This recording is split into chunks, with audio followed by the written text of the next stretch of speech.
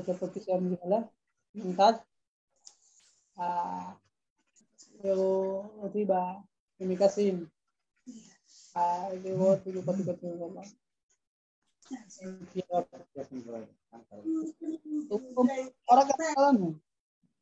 कि John hospital में खाली धन को माइसिन बाकी सेम ये पूरा दवा जा रहा है।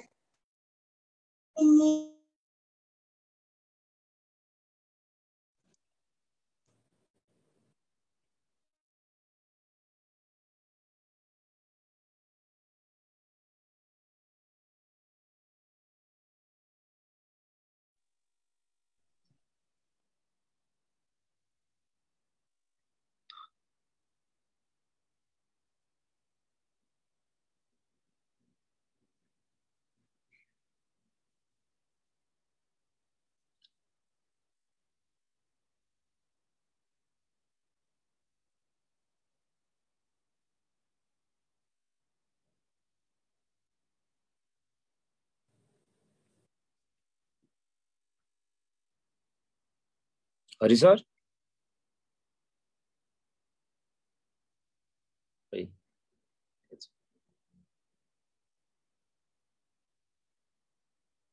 खाना खाएर सकिएको छैन जस्तो छ भन्छन्।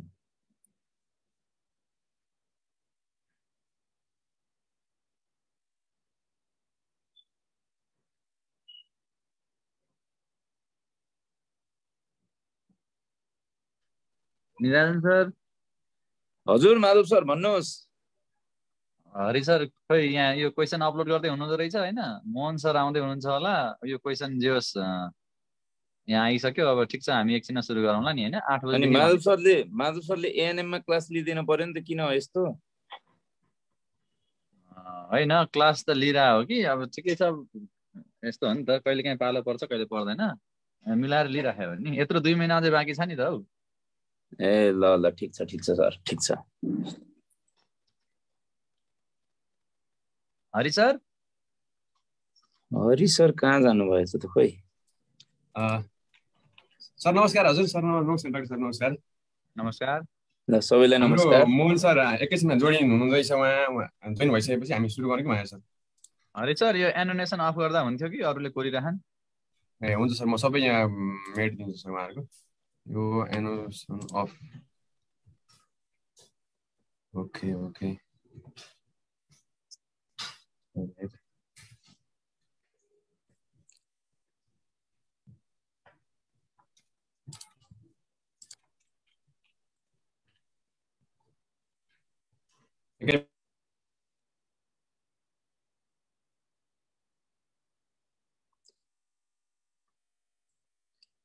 माधव सरलाई त एएसडब्ल्यू ले नछोड्ने र त अनि कुरो यस्तो आए।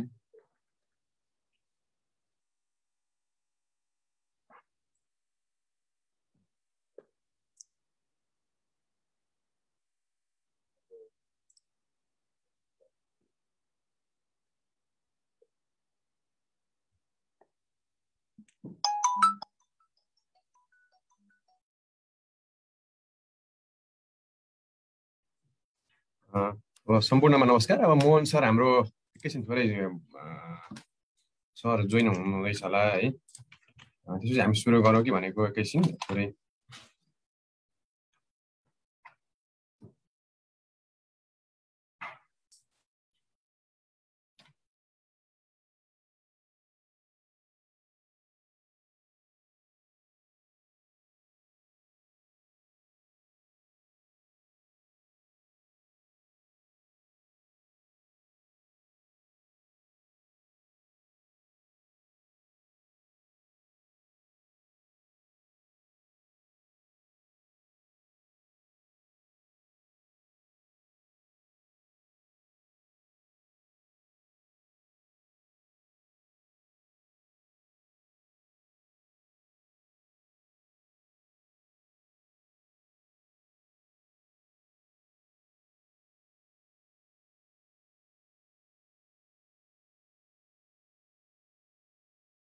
ल सबै साथीलाई नमस्कार। माधव सर आइसक्नु हो, निरञ्जन सर आइसक्नु हो,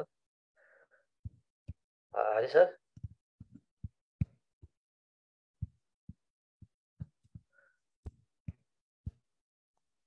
सर नमस्कार हजुर। साथीहरू भने सुरु गरौँला, 1 घन्टामा सुत्याउने हो। ए हुन्छ सर। हाम्रो माधव सर पनि हुनुहुन्छ, डाक्टर माधव रिजाल सर हुनुहुन्छ, हाम्रो डाक्टर निराजन सर, अनि हाम्रो सर पनि आइसक्नु भएको छ। मोहन सर सुरु गर्दा हुन्छ है? हुन्छ हुन्छ। खै त माधव सर बोल्नु भएन। मोहन सर नमस्कार। ओके, अब आज हाम्रो सङ्घ अन्तर्गतको लोकसेवाको हेल्थ असिस्टेन्टको परीक्षा भएको थियो। त्यसको चाहिँ प्रश्नहरू आइसकेको छन्, त्यसको चाहिँ छलफल गर्ने कार्यक्रम हाम्रो रहेको छ। हामी लगभग 1 घन्टासम्म रहनेछौँ। अब सुरु गरौँ होला। डाक्टर निराजनबाट यो क्वेसन नम्बर 1 को चाहिँ अब डाक्टरले सुरु गर्नुहुन्छ होला। हुन्छ सर, हस्, धन्यवाद। What is the standard treatment of dry skin भनेर सोधेको रहेछ 1 नम्बरमा है। प्रश्नहरू आइसकेको छन्, त्यसको चाहिँ छलफल गर्ने कार्यक्रम हाम्रो रहेको छ। हामी लगभग 1 घन्टासम्म रहनेछौँ। अब सुरु गरौँ होला।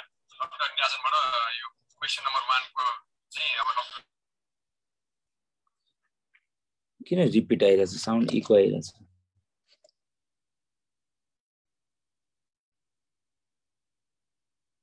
सर अब साउन्ड अलि इको छ है हरि सर? अलि ठिक छ सर। ए ल हुन्छ। सुरुमा चाहिँ what is the standard treatment of dry skin भनेर दिएको छ है।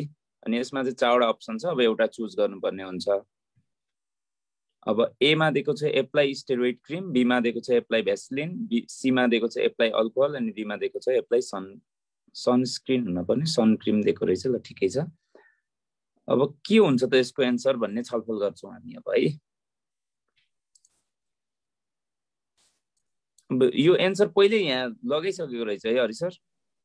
छैन सर, अरू छैन, यो सुरुको मात्रै लाग्यो सर, यो अरू लाग्छ सर। ए ल ठिक छ उसो भने, नत्र अलि मजा आउँदैन कि फेरि। हजुर हुन्छ सर। ल माधव सर के छ विचार भन्नुहोस् अब निराजन सर, जस्तै कि अब स्टेरोइड क्रिम लाउने कुरा त भएन, किनकि त्यो ड्राई स्किनको स्ट्यान्डर्ड ट्रिटमेन्ट त भएन कि हैन। हजुर हजुर।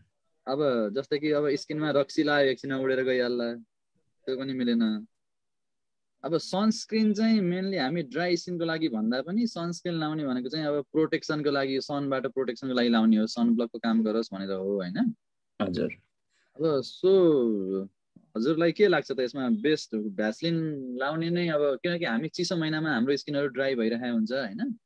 हजुर हजुर। चिसो महिनामा हामीले युज गर्ने स्ट्यान्डर्ड ट्रिटमेन्ट नै भ्यासलिन हो भन्ने त हामी जस्तै पेट्रोलियम जेलीहरू जुन छ हाम्रो पेट्रोलियम जेली। हजुर हजुर। भनेपछि एउटा मोइस्चराइजर चाहियो हामीलाई ड्राई स्किनको लागि, एउटा मोइस्चराइजर चाहियो। एउटा मोइस्चराइजर दिएको।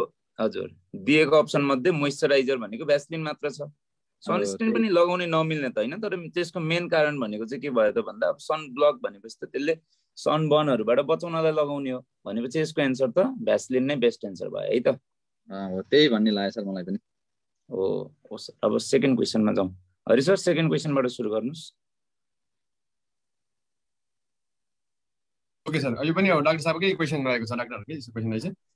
ओके, सो सोधेको रहेछ कि सक भएको बिरामीलाई बेस्ट पोजिसन कुनमा राख्दा ठिक होला भनेर भनेको छ। अब कतिपय स्टुडेन्टहरूले भनिराख्नु भएको छ कि हामीलाई पनि अनम्युट गरिदिनुस्, क्वेशनहरू सोध्न सजिलो हुन्छ भनेर हैन। अब हजुरहरू 100 जना हुनुहुन्छ, 100 जनाले क्वेशन सोद्धाखेरि त एकजनाको पनि सुनिदैन कि, बुझ्नुभयो? अब कतिपय हाम्रा स्टुडेन्टहरू हुनुहुन्छ जुन नेममा पढ्दै हुनुहुन्छ हैन, हामी नेममा पढाइरहेका छौँ, हाम्रो सबै यो टिम नेमको टिम हो हैन। अब सो नेममा भएका स्टुडेन्टहरूले हामीलाई नेममा भेटि नै हाल्नुहुन्छ हैन, क्वेशन्सहरू सबै पाइहाल्नुभयो। भोलि यो क्वेशन्स हामी प्रिन्ट पनि गर्छौँ, हजुरलाई क्वेशन चाहिन्छ भने हजुरलाई क्वेशन्स पनि प्रोभाइड गरौँला हैन। अनि अब नेममा भएका स्टुडेन्टहरूले चाहिँ हामी माझमा नेमबाटै कनेक्ट हुन सक्नुहुन्छ हैन। सो बाँकी अरू जो स्टुडेन्टहरू हुनुहुन्छ जुन नेमसँग जोइन भएको हुनुहुन्न, अब उहाँहरूले पनि अब आफ्नो साथीहरूकै हुनुहुन्छ होला, त्यहाँबाट गर्दा चाहिँ हुन्छ है। अब खोटाङमा हुनुहुन्छ होला कोही, अब हामी इफ हाम्रो अनलाइन क्लास पढिराख्नु भएको छ भने त्यहाँ हामी चाहिँ क्वेशन्स पठाइदिन सक्छौँ, अनलाइन क्लास पढाउँदाखेरि त्यति बेला डिस्कसन गरौँला हैन। ओके, सो अब अहिले चाहिँ सबैजनालाई अनम्युट गर्दाखेरि चाहिँ त्यति इफेक्टिभ हुँदैन जस्तो लाग्छ मलाई। अब हजुरहरूलाई के लाग्छ हैन? ओके, सो 2 नम्बरमा गएमा question number 2, so best position for the patient in shock is भनेर सोधेको छ। अब निराजन सर, सक भनेको हाम्रो जे होस् ब्लड प्रेसर कम हुनु भन्ने त बुझिन्छ नि सिम्पल भाषामा भन्दाखेरि हैन, सिस्टेमिक हाइपरटेन्सनको स्टेट त हो नि है। हजुर हजुर। भनेपछि अब यसमा अब प्रोन पोजिसनमा राख्ने भनेको छ ए मा अप्सनमा। अब प्रोन पोजिसनमा राखेर त्यति इफेक्टिभ त हुँदैन। हजुर सर। प्रोन पोजिसन भनेको हाम्रो सरल भाषामा भन्दा अर्धी घोप्टो पारेर राख्ने भन्ने बुझिन्छ। बी मा सुपाइन पोजिसन भनेको छ। एकदम इको आइरहेछ, के भयो? ब्लड प्रेसर त्यो अघिदेखि आइरहेको छ इको अलिकति कहाँ त्यो कुनै डिभाइसहरू अन भयो भने त्यस्तो हुन्छ कि सबै डिभाइस अफ गर्नुभयो भने ठिक हुन्छ। ओके अफिस हो सर त्यो नजिकै भएको दुईटा डिभाइसमा खोल्दाखेरि एउटा डिभाइसमा त्यो त्यसले प्रब्लम ल्याउँछ क्या। अनि हुन्छ अब यसमा ल माधव सर भन्नुहोस् त भन्नुहोस्। होइन भन्दा हुन्छ जस्तै कि अब बीमा सुपाइन भनेको छ। सुपाइन भनेको उत्तानो पार्ने हो सिम्पल भाषामा भन्दाखेरि होइन। अब उत्तानो पारेर पनि अब घोप्टो पारेर केही हुँदैन भने उत्तानो पारेर के हुन्छ होला र होइन निरञ्जन सर? कुरा हजुर यहाँ कसले सीमा लगाइसकेको छ। ओके एनोनेसन अफ गरे पनि हुन्थ्यो ठिकै छ। स्टुडेन्टहरू एनोनेसन अनै छ जे पाए त्यही चाहिँ नकोर्दिनु होला। एन्सर लाउँदा चाहिँ केही फरक परेन है। ठिक छ एन्सर त्यही नै हुन्छ है त। अब सीमा चाहिँ के भनेको छ भन्दाखेरि ब्याकमा राख्ने लेग एलिभेटेड गरेर भनेर सोधेको छ निरञ्जन सर। त्यो लेग एलिभेटेड गर्नुको फाइदा के होला यसो यिनीहरूलाई स्पष्ट यस्तो भयो जस्तै लेग एलिभेट गरेपछि हाम्रो मेन भनेको ब्रेनमा पनि ब्लड पुगोस् भन्ने हाम्रो इन्टेन्सन हुन्छ। अनि त्यो भएर चाहिँ हामीले लेगलाई एलिभेट गर्नुपर्छ किनभने ब्रेन भनेको चाहिँ धेरै समय बाँच्न सक्दैन विदाउट अक्सिजन। अब 2-3 मिनटमै ब्रेनले चाहिँ अलिकति डिस्फङ्सन देखाउन थाल्छ। त्यो भएर हामीले चाहिँ लेग एलिभेट गरेपछि चाहिँ हाम्रो ब्लड सर्कुलेसन राम्रोसँग हुन्छ भनेर हामीले चाहिँ सी अप्सनलाई बेस्ट मान्छौँ। ओके हुन्छ निरञ्जन सर। हस् अब अर्कोमा जाउँ त निरञ्जन सर। हुन्छ what is the treatment of breast abscess भनेको छ। अनि यसमा अप्सन दिएको छ एमा एन्टिबायोटिक्स दिएको छ, बीमा हट कम्प्रेस दिएको छ, सीमा इन्सिजन एन्ड ड्रेनेज दिएको छ अनि डीमा कोल्ड कम्प्रेस दिएको छ। भनेपछि अब यसमा खासमा त सबै नै ट्रिटमेन्ट हो। ब्रेस्ट एब्सेसलाई सबै नै गर्न नमिल्ने त कुनै पनि छैन। तर खासमा के हुन्छ भने हामीले ब्रेस्ट एब्सेसमा पनि अब कसरी ब्रेस्ट एब्सेस भयो भन्ने कुरा बुझ्नुपर्छ। जस्तै म्यास्टाइटिसबाट मात्र कम्प्लिकेसन भएर भएको हो कि अब म्यास्टाइटिस भन्ने बित्तिकै हाम्रो स्टाफाइलोकोकस अरियसले गराउने चिज हो। त्यसमा हामीले एन्टिबायोटिक्स दिन सक्छौँ जस्तै क्लोक्सासिलिनहरू दिन मिल्छ। तर ब्रेस्ट एब्सेस भइसकेपछि त्यसको लागि चाहिँ एन्टिबायोटिक्स अलि सफिसियन्ट हुँदैन। त्यो भएर चाहिँ हामीले यसमा चाहिँ इन्सिजन एन्ड ड्रेनेज गर्नुपर्छ भन्ने चाहिँ मेरो विचार हो माधव सर। अब हामीले चाहिँ यिनीहरूको लेभलमा पढाउँदाखेरि चाहिँ निराजन सर एब्सेस भन्ने बित्तिकै एब्सेसको बेस्ट म्यानेजमेन्ट दायाँ बायाँ केही नसोचेर आइएनडी भनेर पढाउने गरेका हुन्छौँ र यिनीहरूलाई साथीभाइहरूलाई उहाँहरूलाई चाहिँ सबभन्दा बेस्ट एन्सर चाहिँ आइएनडी नै हो इन्सिजन एन्ड ड्रेनेज। किनकि एब्सेस भन्ने बित्तिकै सबैभन्दा पहिला त पिप निकाल्न पर्यो। हजुर सर बेस्ट चाहिँ इन्सिजन एन्ड ड्रेनेज नै हुन्छ। ओके अब ब्रेस्ट एब्सेस भनेको छ भोलि बिहान अब बटकमा एब्सेस भनेर सोध्ला। एब्सेस भन्ने बित्तिकै दिमागमा फर्स्ट कुरा चाहिँ के आउनुपर्छ आइएनडी होइन। यही होइन त निराजन सर? एकदम सर एकदम। ओके अब अर्कोमा जाउँ है त। So which is not the sign of intestinal obstruction भनेर भनेको छ। अब इन्टेस्टाइनल अब्स्ट्रक्सन नहुँदाखेरि के अरे इन्टेस्टाइनल अब्स्ट्रक्सन हुँदाखेरि के हुँदैन भनेको छ। ओके सो अब्स्ट्रक्सन भयो। अब्स्ट्रक्सन भइसकेपछि इन्टेस्टाइनमा खानेकुराको मुभमेन्ट हुन पाएन, बाउल मुभमेन्ट भएन होइन। सो बाउल मुभमेन्ट नभए चाहिँ के हुन्छ होला? अभियसली कन्स्टिपेसन त हुने नै भयो किनकि अब्स्ट्रक्सन भएको छ। अनि पेन हुने नै भयो होइन। अब सिम्पल यहाँ त अलिकति कमन सेन्स नै लाउने हो भने पनि निराजन छ होइन। हेर्नुहोस् त कन्स्टिपेसन र डायरिया दिइरहेको छ। अब अब्स्ट्रक्सन भएको छ भनेपछि बन्द भएको छ भनेपछि त अनि त्यसपछि कन्स्टिपेसन त भइहाल्यो, पेन भइहाल्यो, अलिकति पेट फुलि नै हाल्यो। अब सिम्पल भाषामा कमन सेन्स नै लाउने हो भने पनि कन्स्टिपेसन भएको बेलामा डायरिया त हुनै सक्दैन अथवा डायरिया भएको बेलामा कन्स्टिपेसन त हुनै सक्दैन। त्यही त भनेपछि ए र सीमा चाहिँ एउटा अभियसली मिल्न पर्यो किनकि दुईटा उल्टो उल्टो कुरा दिइरहेको छ। अब अब्स्ट्रक्सन भनेपछि कन्स्टिपेसन भइरहेको हुन्छ। सो डायरिया हुँदैन। एन्सर चाहिँ बेस्ट एन्सर हाम्रो के भयो त भन्दाखेरि सी भयो होइन त नि? हो सर हो सी भयो। ओके अब अर्को क्वेसन चाहिँ के छ निरञ्जन सर भन्नुहोस् त। क्वेसन नम्बर 5 मा दिएको छ right subcostal pain is a feature of भनेको छ है। भनेपछि एमा दिएको छ एपेन्डिसाइटिस, बीमा दिएको छ कोलेसिस्टाइटिस, सीमा दिएको छ हर्निया अनि डीमा दिएको छ हेमोरोइड्स। अब यति अप्सन दिएपछि हामीले सब कोस्टल पेन भन्ने बित्तिकै हाम्रो कुन रिजनमा हुन्छ भन्ने कुरा थाहा पाउनु पर्यो। जस्तै एपेन्डिसाइटिस भयो भने पेन कहाँनिर हुन्छ भन्दा पहिला अम्बिलिकल रिजनमा भएर अनि तिम्रो राइट इलियाक फोसातिर जान्छ। हर्निया भनेको हाम्रो त्यहाँ कुनै डिफेक्ट भएर हाम्रो इन्टेस्टाइनमा भएका चिजहरू बाहिर निक्लिनु भन्ने बुझिन्छ। हेमोरोइड्स भनेको त हाम्रो तल एनल क्यानल भन्दा माथि अथवा त्यहाँ एनल क्यानलतिर हुने कुरा हो। भनेपछि यसमा सब कोस्टल रिजन थाहा पाउनु पर्यो कि। भनेपछि कोलेसिस्टाइटिस भनेपछि त के भयो त गल ब्ल्याडरको कुरा आयो। गल ब्ल्याडरको इन्फ्लामेसन भयो भन्ने बित्तिकै त यसमा त अलि सजिलै भयो जस्तो छ माधव सर यो क्वेसन त। त्यही त अब उहाँहरूले चाहिँ सब कोस्टल भन्ने बित्तिकै राइट सब कोस्टल भन्ने बित्तिकै अब राइट साइडको ठ्याक्क माथिल्लो काखी भने पनि हुन्थ्यो होइन, त्यो माथिल्लो छाती अथवा के भन्ने त्यसलाई होइन, राइट माथिल्लो कोखा एकदम नेपालीमा भन्दाखेरि चाहिँ दाहिने माथिल्लो कोखामा दुख्ने भनेको त त्यहाँ जुन अङ्ग छ त्यसमै गडबड भएर दुख्ने हो। भनेपछि यसमा कुनै डाउट भएन, कोलेसिस्टाइटिस भयो एन्सर है त। यसमा गल ब्ल्याडरको इन्फ्लामेसन कोलेसिस्टाइटिस भयो, किनकि दाहिने माथिल्लो कोखामा गल ब्ल्याडर हुन्छ होइन। अब यसमा त कन्फ्युजन हुनुपर्ने त खासै केही देखिएन। ओके ल, अब 6 नम्बर हेरौँ त। सो सोधेको छ most important component in the management of chronic otitis media भनेर सोधेको छ। अब निराजन सर, ओटाइटिस मिडिया भनेपछि त अब कान मिडल इयरको इन्फ्लामेसन भयो, तर धेरै लामो समय भयो। हजुर हजुर, धेरै लामो भएपछि अब के चाहिँ भन्नाले जस्तै कि अब हाम्रो अभियसली धेरै लामो समय भए भित्रतिर के अरे डिस्चार्ज भएको होला होइन निराजन सर, यसरी जाने त होला नि होइन? हो सर, यसमा चाहिँ के भयो भन्दा तपाईँको अब लामो समयदेखि ओटाइटिस मिडिया भइरहेछ भनेपछि भित्र पिप छ, अब त्यो पिपलाई तपाईँको बाहिर पर्फोरेसन भएर डिस्चार्ज भइरहेको हुन्छ। यसमा एन्टिबायोटिक्स दिन मिल्छ, मजाले एन्टिबायोटिक्स दिन मिल्छ, स्टेरोइड दिन पनि मिल्छ नदिन पनि मिल्छ। जस्तै अब अप्सन ए मा दिएको छ एन्टिबायोटिक्स एन्ड स्टेरोइड भनेर, त्यो पनि मिल्छ एन्सर। बीमा भनेको छ किप इयर ड्राई, कानलाई सुक्खा राख्ने भन्छ। सीमा इन्जेक्टेबल एन्टिबायोटिक्स भन्छ अनि डीमा लोकल एन्टिबायोटिक्स ड्रप भन्छ। तर हाम्रो मेन उद्देश्य भनेको चाहिँ क्रोनिक ओटाइटिस मिडिया भन्ने बित्तिकै तपाईँको पर्फोरेसन भएर डिस्चार्ज भइरहेछ। जब डिस्चार्ज भइरहेछ भने बित्तिकै त्यो एक्टिभ कन्डिसनमा छ अनि एक्टिभ कन्डिसनमा भएपछि यसलाई अपरेसन गर्न मिल्दैन। जेनरली क्रोनिक ओटाइटिस मिडिया दुई किसिमको हुन्छ, ट्युबर टिम्प्यानिक र तपाईँको अर्को एटिकोएन्ट्रल भन्ने हुन्छ। र दुवैमा हाम्रो बेस्ट ट्रिटमेन्ट भनेको चाहिँ सर्जरी हुन्छ। एटिकोएन्ट्रलमा चाहिँ सर्जरी नै गर्नुपर्छ। ट्युबर टिम्प्यानिक टाइपको हो भने चाहिँ हामीले पहिला मेडिसिन दिएर अनि सर्जरी गर्नुपर्ने हुन्छ। तर यो केसमा हामीले ध्यान दिनुपर्ने कुरा भनेको चाहिँ के छ भने कानलाई पहिला सुक्खा नबनाइकन अरू उपाय लगाउन सकिँदैन के। त्यसैले पहिला कानलाई चाहिँ कानमा भएको पिप हटाउनु इज द बेस्ट एन्सर। त्यसैले हाम्रो उद्देश्य भनेको चाहिँ कानलाई सुक्खा राख्नु हुन्छ। त्यसैले एन्सर बी हुनुपर्छ जस्तो लाग्छ मेरो विचारमा।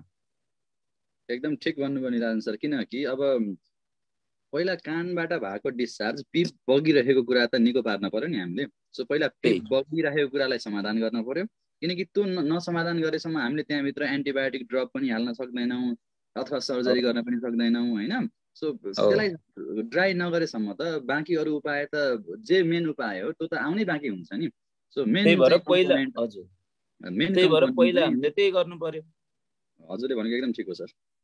ल भनेपछि 6 मा पनि कुनै प्रब्लम भएन। 6 को एन्सर भयो B, keep ear dry. Okay, अब यहाँ ड्रग अफ चोइस भनेको फरक कुरा हुन्थ्यो होला, तर यहाँ मोस्ट इम्पोर्टेन्ट कम्पोनेन्ट भनेपछि के चाहिँ एउटा राम्रो कम्पोनेन्ट हो त भनेर सोधेको छ। त्यहाँ ड्रग अफ चोइस पनि भनेको छैन, केही पनि भनेको छैन होइन। सो बेस्ट एन्सर बी भयो नि आन्सर? हजुर सर, बी भयो। सो अब 7 नम्बरमा जाउँ। ब्लाइन्डनेसको सबैभन्दा कमन कारण नेपालमा भनेर सोधेको छ। अब नेपालमा ब्लाइन्डनेस गराउन सक्ने सबैभन्दा कमन कारण के होला त? अब option A cataract, option B trachoma, option C vitamin A deficiency, option D malnutrition. Okay, so 4वटा अप्सन दिएको छ। यो त सबैभन्दा सजिलो क्वेसन हो। अब यसमा कर्ण बोगटी भन्नेले चाहिँ ट्रकोमा भन्दै हुनुहुन्छ, पुष्पा कुमारी शाहले चाहिँ भिटामिन ए डिफिसियन्सी भन्दै हुनुहुन्छ। ठिक छ, शारदाले चाहिँ एकदम करेक्ट एन्सर दिनुभयो होइन। नाहिमा राईले पनि यसमा मोहन सरलाई पनि यसो जोडौँ न, खोइ मोहन सर बोलेकै सुनिएन। यो त त्यही त मोहन सर त के हो, खोइ कुनै कहाँ हराउनु भयो, कुन दुनियाँमा हुनुहुन्छ मोहन सर? यतै छ डाक्टर साहब, तर यहाँ इको आइरहेछ। तपाईँको साउन्ड त्यताबाट हो कि यताबाट थाहा नै छैन। म 2-3 चोटि सुनिरहेको छु एउटै कुरालाई। ओके, हजुरको नजिकै कुनै डिभाइस छ कि अरू?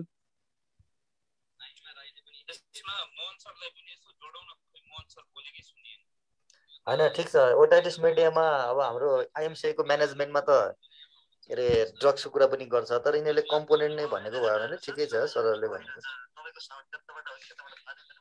ओके, ठिक छ। सरकोमा अलि ढिलो गएको रहेछ, हामी ब्लाइन्डनेसमा पुगिसकेका थियौँ है।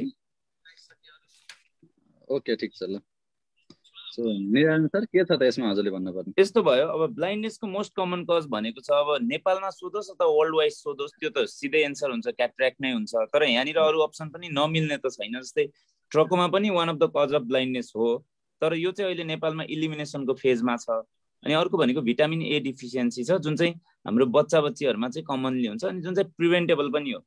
तर यहाँनिर क्वेसनले चाहिँ के भनेको छ भने most common cause of blindness in Nepal भनेपछि 1 नम्बर त क्याटरेक्ट भइहाल्यो, त्यसमा त कुनै डाउटै भएन। त्यसले एन्सर त 7 को ए नै हुनु पर्यो, हैन र माधव सर? केही छ यसमा केही कन्फ्युजन छैन सर, हजुरले भनेको एकदम ठिक हो। 7 को एन्सर चाहिँ ए नै हुनु पर्यो। ए क्याटरेक्ट, एन्सर इज क्याटरेक्ट। अनि त्यो इको आयो, कहाँबाट आयो इको? मोहन सरकोबाट इको आउँदो रहेछ कि के रहेछ?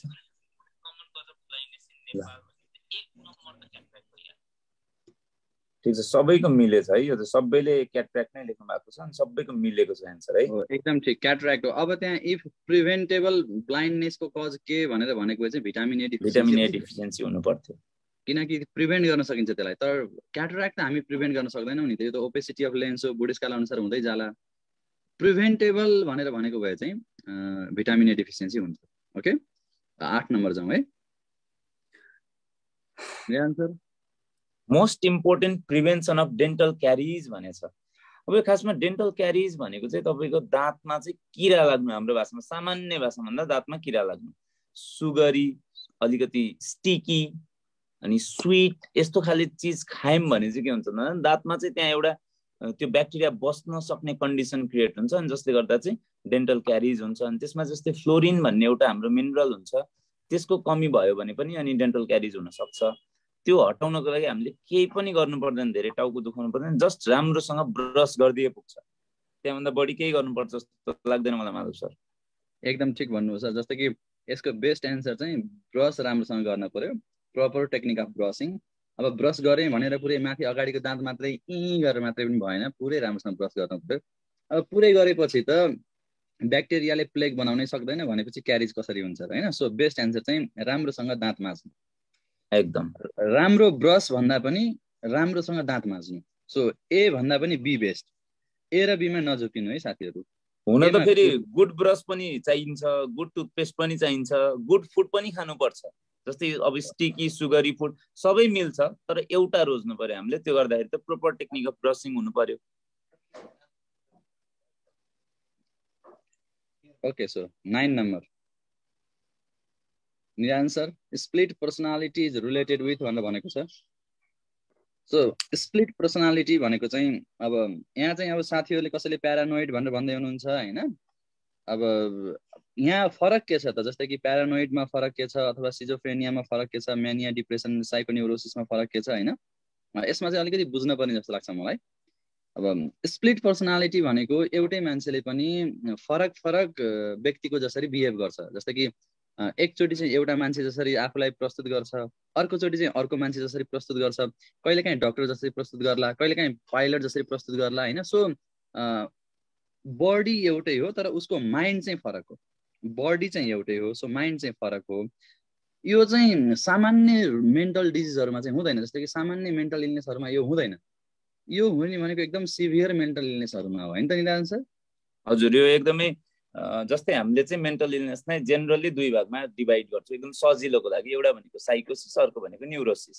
साइकोसिस भनेको चाहिँ सिभियर मेन्टल इलनेस हो, न्युरोसिस भनेको चाहिँ माइल्ड मेन्टल इलनेस हो। अरू पनि different types of mental illness हुन्छन्, जस्तै एन्जाइटी हुन्छ, डिप्रेसन हुन्छ। तर हामीले यहाँनिर बुझ्न पर्ने भनेको स्प्लिट पर्सनालिटी भनेपछि एउटै मान्छेमा दुईटा क्यारेक्टर देखिनु के सिम्पल भाषामा भन्नुपर्दा, जुन चाहिँ एकदम क्यारेक्टरिस्टिक फिचर अफ स्किजोफ्रेनिया हो है। त्यो भएर चाहिँ यसमा धेरै सोच्नुपर्ने जस्तो केही पनि जस्तो लाग्दैन मलाई है। हो, अब अहिले यहाँ सिजोफ्रेनिया दियो एन्सर, भोलि अब अहिले साथीहरूले ओहो भनेपछि यसको स्प्लिट पर्सनालिटी आउने बित्तिकै सिजोफ्रेनिया भन्न पर्ला भनेर घोक्नु होला, अनि भरे अप्सनमा फेरि साइकोसिस भन्न देला।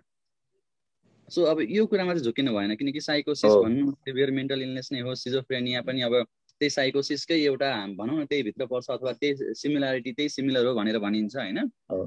अब माधव सरले अहिले एकदमै राम्रो कुरा गर्नुभयो सर।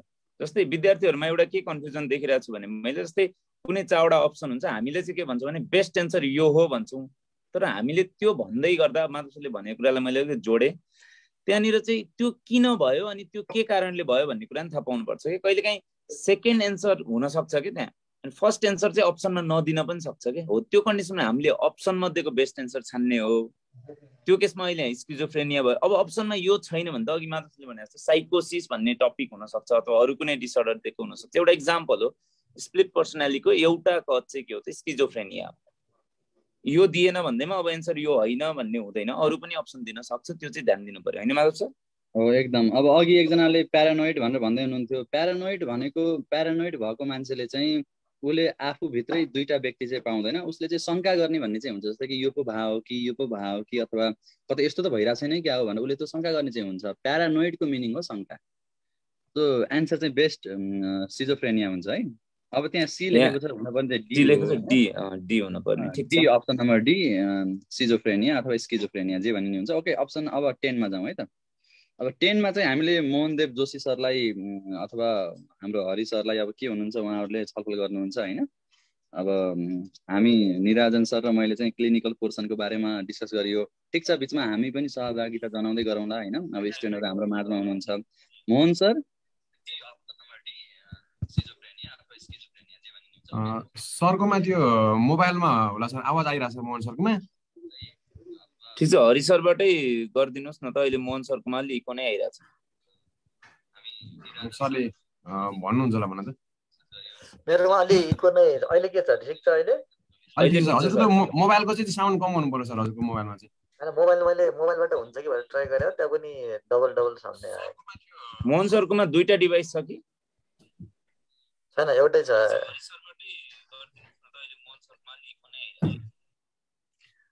पहिले बोलेको अहिले आइरहेछ कि। ठिक छ Mohan sir, yo what is the denominator of maternal mortality ratio भनेर दिएको छ है, यसमा तपाईले अलिकति प्रकाश पारिदिनु पर्यो मोहन सर। यसमा म्याटर्नल मोर्टालिटी के रे को डिनोमिनेटरमा के हुन्छ भन्ने छ हैन? हजुर सर, म्याटर्नल मोर्टालिटी के हो भन्ने कुरा सुरुमा थाहा पाउनु पर्यो हैन, त्यसपछि मात्रै हामी डिनोमिनेटरमा के हुन्छ भनेर आइडेन्टिफाई गर्न सक्छौं।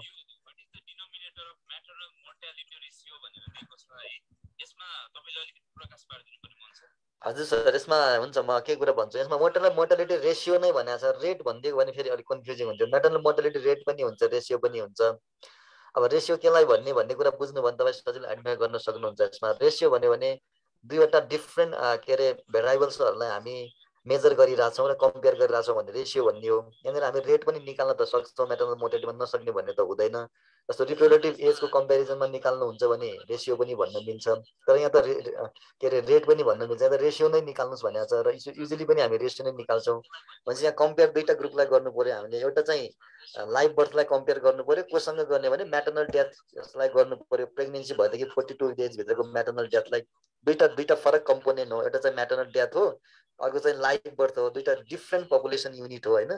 त्यसले गर्दा दुईटा छुट्टा युनिटलाई हामी कम्पेयर गरिरहेछौँ भने त्यस्तो बेला चाहिँ हामी रेशियो नै भन्छौँ। यसमा अब रेशियो निकाल्नुहोस् भने रिप्रोडक्टिभ एज वुमेनमा निकालेको भए रेट हुन्थ्यो है, रेशियो हुँदैन। नम्बर अफ प्रेग्नेन्ट वुमेनमा चाहिँ युजली निकाल्दैन हामी। यसलाई हामी युजली सर्भिस इन्डिकेटरसँग बढी हेर्छौँ, कति प्रेग्नेन्ट भयो त्यसरी। यो पनि रेट नै हुन्थ्यो, प्रेग्नेन्टसँग निकालेको भए पनि। वुमेनमा निकालेको भए पनि रेट नै हुन्थ्यो, किनभने डिनोमिनेटर र न्युमिनेटर एउटै आउँछ, त्यसमा एउटै कम्पोनेन्टबाट आउँछ। तर हामी लाइभ बर्थसँग कम्पेयर गरेर निकाल्ने भयो हुनाले लाइभ बर्थ चाहिँ छुट्टै पपुलेसन कम्पोनेन्ट हो, म्याटर्नल डेथ चाहिँ छुट्टै पपुलेसन कम्पोनेन्ट हो। त्यसले गर्दा दुईटा डिफ्रेन्ट पपुलेसन कम्पोनेन्टलाई हामीले हेरेर एक्सप्रेस गरिरहेछौँ भने इन्टरनेसनली पनि यो नै गर्ने प्र्याक्टिस छ। सो द्याट यसमा रेशियो निकाल्नु पर्यो भने टोटल नम्बर अफ लाइभ बर्थमा निकाल्ने, द्याट इज बेटर वे। तर रेट निकाल्नु पर्यो भने माथिको इन्डिकेटर्सहरू पनि प्रयोग गर्न सकिन्छ। युजली हामी 15 देखि 45 वर्षको वुमेनलाई चाहिँ के रे डिनोमिनेटरमा राखेर निकाल्न लाग्यौँ भने हामी रेट पनि भन्न सक्छौँ। या त रेशियो नै भनेको छ। सो द्याट लाइभ बर्थ चाहिँ numerator is not a part of denominator हुनुको लगाइ त लाइभ बर्थ हुनु पर्यो। सो द्याट त्यही नै राइट आन्सर हुन्छ। डाक्टर साहब, हजुर हजुर, मैले थोरै जानकारी गराउन चाहेँ। धेरै साथीहरू फेसबुक लाइभमा पनि जोडिनु भएको छ, उहाँहरूले यो के को क्वेसनहरू हो भन्ने कुरा चाहिँ लेखिरहनु भएको छ। मैले थोरै जानकारी दिन चाहेँ। आज लोकसेवा आयोगले हेल्थ असिस्टेन्टको परीक्षा गराएको थियो, जुन गण्डकी लगायत सङ्घको परीक्षा हो यो चाहिँ। त्यसको परीक्षाको यो प्रश्नहरू हो र हामीले नेम इन्स्टिट्युटबाट यहाँहरूको चाहिँ यो क्वेसनको बेस्ट एन्सर के हुनसक्छ त्यसको छलफल गरिरहेको छौँ। र आज हामीसँग हुनुहुन्छ डाक्टर निराजन, त्यस्तै गरी हाम्रो मोहनदेव जोशी सर हुनुहुन्छ, त्यस्तै डाक्टर माधव रिजाल पनि हुनुहुन्छ। छलफल गरिरहेको छौँ। अब सुरु गर्नु सर। ओके, क्वेसन नम्बर 11बाट हामी जानेछौँ है त। हस् डाक्टर साहब। इको आइरहेछ है। ओके डाक्टर साहब, अब यो क्वेसन 11 को तर्फ जाउँ सर। हुन्छ, म सुरु गरेँ है त। Question number 11, curdy vaginal discharges is some यो अलिकति मिलेन चाहिँ। Curdy vaginal discharges seen in हो है। यो क्वेसन अलिकति सायद प्रिन्ट मिस्टेक भयो होला। ठिक छ, कर्डी भजाइनल डिस्चार्ज केमा देखिन्छ भनेर सोधेको छ। हामीले के बुझ्नु पर्ने हुन्छ भने जस्तै कुनै पनि भजाइनल डिस्चार्ज भन्ने बित्तिकै धेरै जसो गराउने चाहिँ हाम्रो एउटा ब्याक्टेरिया छ, गार्डेनेरेला भजाइनालिस भन्ने, त्यसले चाहिँ हाम्रो ब्याक्टेरियल भजाइनोसिस गराउँछ। एउटा फंगस छ क्यान्डिडा भन्ने, त्यस्तै गरेर अर्को एउटा प्रोटोजोआ छ ट्राइकोमोनास भन्ने। यो तीनटा चाहिँ most common cause of vaginal discharge हो। हुन त नर्मल्ली फिमेलमा नर्मल भजाइनल डिस्चार्ज पनि हुन्छ, तर त्यो नर्मल भजाइनल डिस्चार्ज चाहिँ फाउल स्मेलिङ हुँदैन, इची हुँदैन, इरिटेसन गर्ने खाले हुँदैन। तर यहाँनिर भन्न खोजेको भजाइनल डिस्चार्ज चाहिँ कस्तो रहेछ भन्दा अलिकति एबनर्मल कन्डिसनको डिस्चार्ज हो। यो डिस्चार्ज कस्तो कस्तो भेराइटीको त हुन्छ भन्दा जस्तै ट्राइकोमोनियसले गरायो भने त्यो अलिकति ग्रीनिश येल्लो टाइपको हुन्छ, येल्लो अथवा येल्लोइश ग्रीन भनौँ। त्यसपछि यो तपाईको क्यान्डिडाले गराएको चाहिँ क्यान्डिडा कर्डी टाइपको हुन्छ। त्यस्तै गरेर अनि अर्को भनेको चाहिँ हाम्रो ब्याक्टेरियल भजाइनोसिसमा हुने डिस्चार्ज चाहिँ अलिकति ग्रीनिश व्हाइट टाइपको डिस्चार्ज हुन्छ के। यहाँ त सिधै हामीलाई भनेको छ कर्डी भजाइनल डिस्चार्ज केमा देखिन्छ भनेर सोधेको छ। कर्डी भन्ने बित्तिकै सिधै यो अलि बाक्लो बाक्लो दही जस्तो डिस्चार्ज भन्न खोजेको हो। त्यो भनेको चाहिँ पक्कै पनि आन्सर के हुन्छ त क्यान्डिडियासिस हुन्छ। यसमा त कुनै प्रब्लम छैन। यो त अलि सजिलै क्वेसन सोधेछ, कुनै कुनै त सजिलो पनि सोध्नु पर्यो है। ल ठिक छ, माधव सर कहाँ हराउनु भयो? माधव सर हराउनु भयो जस्तो छ। म हराएको छैन, म यही छु। ल माधव सर 12 नम्बरबाट सुरु गर्नुहोस् त। 12 number, fertilization of ovum usually takes place in भनेर भनेको छ। सो ओभमलाई स्पर्मले भेट्ने कहाँ हो त भनेर सोधेको छ। Option A fundus, option B endometrium, option C ovaries, option D ampulla of fallopian tube. अब यसमा चाहिँ ओभम रिलिज भइसकेपछि ओभम आएर कहाँ बसिरहेको हुन्छ भन्ने कुरा हो। किनकि नानी बाबुलाई थाहा होला ovum is non motile, ovum यत्तिकै बस्छ, कतै मुभ गर्दैन। सो मुभ गरेर जानुपर्ने स्पर्मले हो। भनेपछि ओभम नन मोटाइल हो भने ओभरीबाट रिलिज हुने बित्तिकै त एकदम खुल्लम खुल्ला एम्पुला भन्ने पार्टमा गएर बसिरहेको हुन्छ। अब जहाँ बसिरहेको छ त्यहीँ त स्पर्म जानु पर्यो, अरू त कुनै उपाय पनि छैन। भनेपछि फर्टिलाइजेसन हुने पार्ट एम्पुला भनेर भन्न पर्यो। अब युटेराइन ट्युब भनेको छ, युटेराइन ट्युब भन्नु र फ्यालोपियन ट्युब भन्नु अथवा ओभिडक्ट भन्नु एउटै कुरा हो। अब भरे हजुरलाई कि एम्पुला नभनेर फ्यालोपियन ट्युब मात्रै देला अथवा ओभिडक्ट देला अथवा युटेराइन ट्युब मात्रै देला, एम्पुला भन्ने एउटा पार्ट हो जुन चाहिँ अलिक खुल्लम खुल्ला छ, र युटेराइन ट्युब भनेको फ्यालोपियन ट्युब हो भनेर बुझ्नु पर्यो है त। युटेराइन ट्युब भन्नु र फ्यालोपियन ट्युब भन्नु एउटै कुरा हो। भनेपछि यसको बेस्ट एन्सर हुने भयो एम्पुला अफ फ्यालोपियन ट्युब अथवा युटेराइन ट्युब, होइन त एन्सर? हजुर सर, सबैको विद्यार्थीहरू पनि सबैको एन्सर डी नै आएको छ। एकदमै राम्रो है, सबैलाई धेरै धेरै धन्यवाद अनि बधाई पनि, सबैले मिलाउनु भएको छ है त। ल क्वेसन नम्बर 13 मा के दिएको रहेछ भने which is one of the condition for referral to higher centre भन्छ। जस्तै यो एचए को क्वेसन हो अनि एचए ले भनेपछि हेल्थ पोस्टमा काम गर्ने भन्ने हामी बुझ्छौँ कि सामान्य भाषामा। अब कस्तो केसलाई चाहिँ आफूले ह्यान्डल गर्ने अनि कस्तो केसलाई चाहिँ टर्सरी सेन्टरहरुमा अलिकति ठुलो हस्पिटलमा रिफर गर्ने भन्ने कुरा बुझ्न जरुरी छ। जस्तै यहाँनिर हाम्रो चारवटा अप्सन दिएको छ। ए मा ट्विन प्रेग्नेन्सी दिएको छ, बी मा माइल्ड एनेमिक प्रेग्नेन्ट मदर दिएको छ, सी मा pregnant mother with back pain दिएको छ अनि डी मा प्रेग्नेन्ट मदर विथ विकनेस दिएको छ। अब हामी सिम्पल लजिक लगाम, जस्तै सामान्य एनेमिया लिएर आएको छ भने हामी त्यसलाई त्यही म्यानेज गर्न सक्छौं। Pregnant mother with back pain लिएर आएको छ भने पनि हामी त्यसलाई त्यही म्यानेज गर्न सक्छौं। अनि प्रेग्नेन्ट मदर विथ विकनेस अलिकति कमजोरीपना लिएर आएको छ भने हामी त्यही म्यानेज गर्न सक्छौं। भने हुन त हामी एचए हो, हामी कमजोर छैनौं, हामी ट्विन प्रेग्नेन्सीलाई मजाले म्यानेज गर्न सक्छौं। तर ट्विन प्रेग्नेन्सीमा ध्यान दिनुपर्ने कुरा के छ भने दुईजना बच्चा छ, त्यो प्रेजेन्टेसन हेर्नुपर्छ क्या हामीले। जस्तै फर्स्ट बेबीमा कुन प्रेजेन्टेसन छ, जस्तै फर्स्ट बेबीमै अब जस्तै हाम्रो कमनली हुने प्रेजेन्टेसन भनेको भर्टेक्स प्रेजेन्टेसन हो। भर्टेक्स प्रेजेन्टेसन छ भने त हामी त्यही डेलिभरी गराउन सक्छौं। तर सेकेन्ड बेबीमा के छ भन्ने कुरा पनि हुन्छ। जस्तै सेकेन्डमा पनि भर्टेक्स छ भने हामी त्यही गराउन सक्छौं। तर कुनै पनि बेबीमा ब्रिज प्रेजेन्टेसन छ भने हामीले त्यो सेटअपमा गराउन गाह्रो हुन्छ कि। हामी त्यही भएर यो केसलाई चाहिँ सबभन्दा राम्रो भनेको रिफर गर्नुहुन्छ, हैन माधव सर? एकदम ठिक हो सर, एकदम ठिक भन्नुभयो। जस्तै कि अब ब्रिज प्रेजेन्टेसनमा त हामी केही गर्न सक्दैनौँ हैन, सो त्यो भएर रिफर गर्न पर्यो नि त। त्यही भएर कुनै पनि अब ट्विन प्रेग्नेन्सी छ भनेपछि हामीलाई सबैभन्दा सेफ साइड भयो र आमा र बच्चाको ज्यान जोगाउनलाई चाहिँ हामीले त्यो सेटअपमा हामीलाई गर्न गाह्रो हुन्छ। त्यसैले हामीले के गर्नु पर्यो त टर्सरी सेन्टरमा रिफर गरिदिनु पर्यो।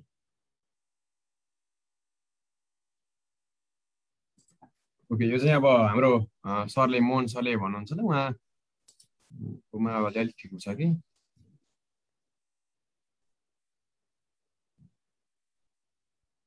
सर हजुर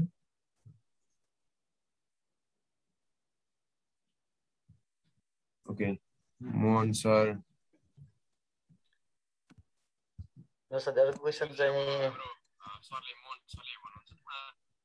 करेन्ट हेल्थ सर्भिस एक्ट 2053 मा के अरे एन्ड रेगुलेसन 2055 मा तलका मध्ये के अरे म्याक्सिमम एक्स्ट्रा अर्डिनरी लिभको चाहिँ कति ड्युरेसन हुन्छ भनेको छ हैन। अब लिभको बारेमा दुईटैमा भनेको छ, दुईटै एनमा पनि भनेको छ, नियमले पनि भनेको छ हैन। स्वास्थ्य सेवा ऐन र स्वास्थ्य सेवा नियमले दुईटा कुरा गरेको छ यसमा।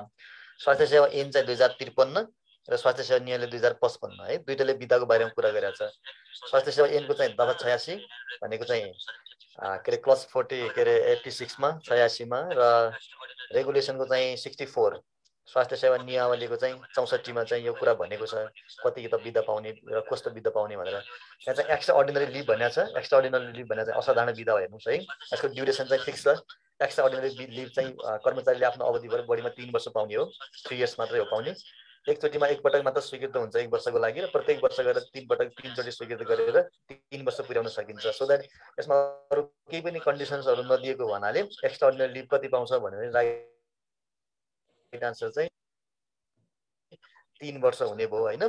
र अरू पर्पजको लागि चाहिँ यसको तलमाथि पनि गर्न सकिन्छ। जस्तो अध्ययन बिदाको हो भने 4 वर्ष पनि गराउन सकिन्छ। अवधि पुग्यो भने तपाईले 3 वर्ष पाउनु हुन्छ, 3 लाउनुहुन्छ है। यसमा 3 नै राइट मार्क छ। 5 वर्ष बिदा पाउने भन्ने केही छैन। 6 वर्ष हो भने चाहिँ अध्ययन बिदा पाउँछ, 1 वर्ष हो भने असाधारण बिदा 1 वर्ष पनि पाउन सकिन्छ है। Maximum length of extraordinary leave भनेको चाहिँ म्याक्सिमम लेन्थ चाहिँ 3 इयर्स मात्रै हो, त्यो भन्दा बढी हुँदैन।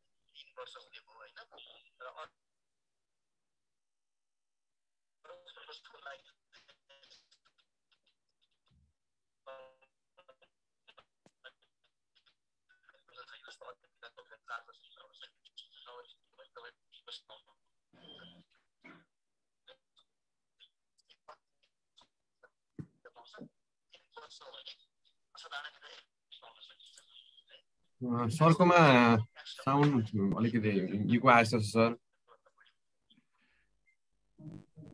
मेरो प्रब्लम छ। अब म यहाँबाट होला जस्तो भएन। अहिले अहिले अलि सुनिरहेको छ सर राम्रोसँग। एकचोटि विद्यार्थीले नि भनिरहेछन् लिभ गरेर जोइन गर्नुभयो भने हुन्छ कि भन्ने। अब त्यो एकचोटि ट्राई गर्नु त मन सर हुन्छ होला सायद। सर आउनुहुन्छ एकपल्ट, उहाँकोमा फेरि समस्या आएको छ, फेरि उहाँ आउनुहुन्छ। यसको चाहिँ यो क्वेसन नम्बर 14 को एन्सर सरले भनिसक्नु भएको छ 3 इयर्स। यसलाई हामीले असाधारण बिदा पनि भन्ने गरिन्छ। असाधारण बिदा चाहिँ बढीमा चाहिँ 1 वर्ष एकपटकमा 1 वर्षसम्म र 3 पटकसम्म लिन मिल्छ भने 3 पटकसम्म भनेको 3 वर्षसम्म लिन मिल्छ भनेको हुनाले गर्दाखेरि क्वेसन नम्बर 14 को एन्सर बी हुन्छ है त। अर्को क्वेसन नम्बर 15 मा रहेको छ नेपाल हेल्थ सर्भिस एक्ट 2053 मा आएको हो है। नेपाल स्वास्थ्य सेवा ऐन 2053 सालमा आएको छ, जुन चाहिँ तपाईको 2053 सालमा 53 साल फागुनको 15 गते आएको थियो र त्यो चाहिँ पहिलो संशोधन भनेको चाहिँ 2055 मा भएको थियो है त। यो तपाईले बुझ्नु पर्यो। सरले पनि अहिले चाहिँ 2053 मा आएको हो है नेपाल स्वास्थ्य सेवा। ओके, सरकोमा अझै इको आइरहेछ है, त्यही भएर ओके।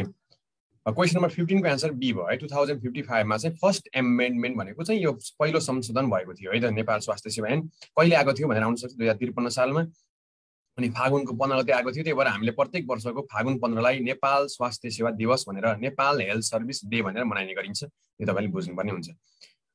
क्वेसन नम्बर 16 पनि यो कम्युनिटी पोर्सनबाट रहेको छ। यो आमा सुरक्षा कार्यक्रम अन्तर्गत रहेको छ।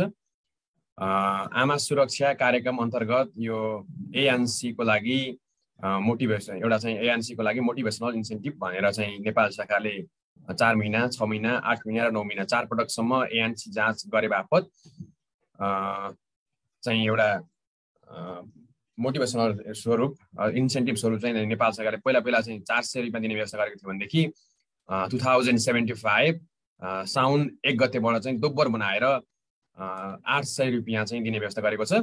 यसको लागि यो ANC को जुन मोटिभेसनल इन्सेन्टिभ जुन छ यसको लागि चाहिँ तपाईँ अनिवार्य रूपमा 4 महिना 6 महिना 8 महिना 9 महिना 4 पटक जाँच गर्नुपर्ने र अनिवार्य रूपमा स्वास्थ्य संस्थामा आएर कम्तीमा पनि फर्स्ट PNC भिजिट चाहिँ गरेपछि मात्रै तपाईँको चाहिँ यो ANC बापत जुन मोटिभेसनल इन्सेन्टिभ पाउँछ भनेर बुझ्नुपर्छ। यस्तै गरेर ट्रान्सपोर्ट इन्सेन्टिभ भनेर नेपाल सरकारले त्यो कार्यक्रम पनि रहेको छ, जसमा चाहिँ तराईतिर 1000 रुपियाँ, पहाडकोमा 2000 रुपियाँ र हिमालतिर 3000 रुपियाँ इन्भेस्टमेन्ट गरेको छ। त्यो चाहिँ छुट्टै कार्यक्रम भयो। अब यसमा चाहिँ क्लियरली रूपमा चाहिँ 4 पटकसम्म एन जाँच गरेर स्वास्थ्य सेवामा आएर डेलिभरी गराएपछि र पोस्टनाटल भिजिट गरेर कति पाउँछ भनेको छ।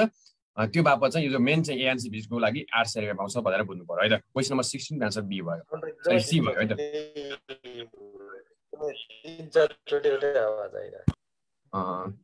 सर अहिले आवाज है अलिक मोहन सरको के भयो आवाज, के इको किन सल्भ भएन मोहन सर?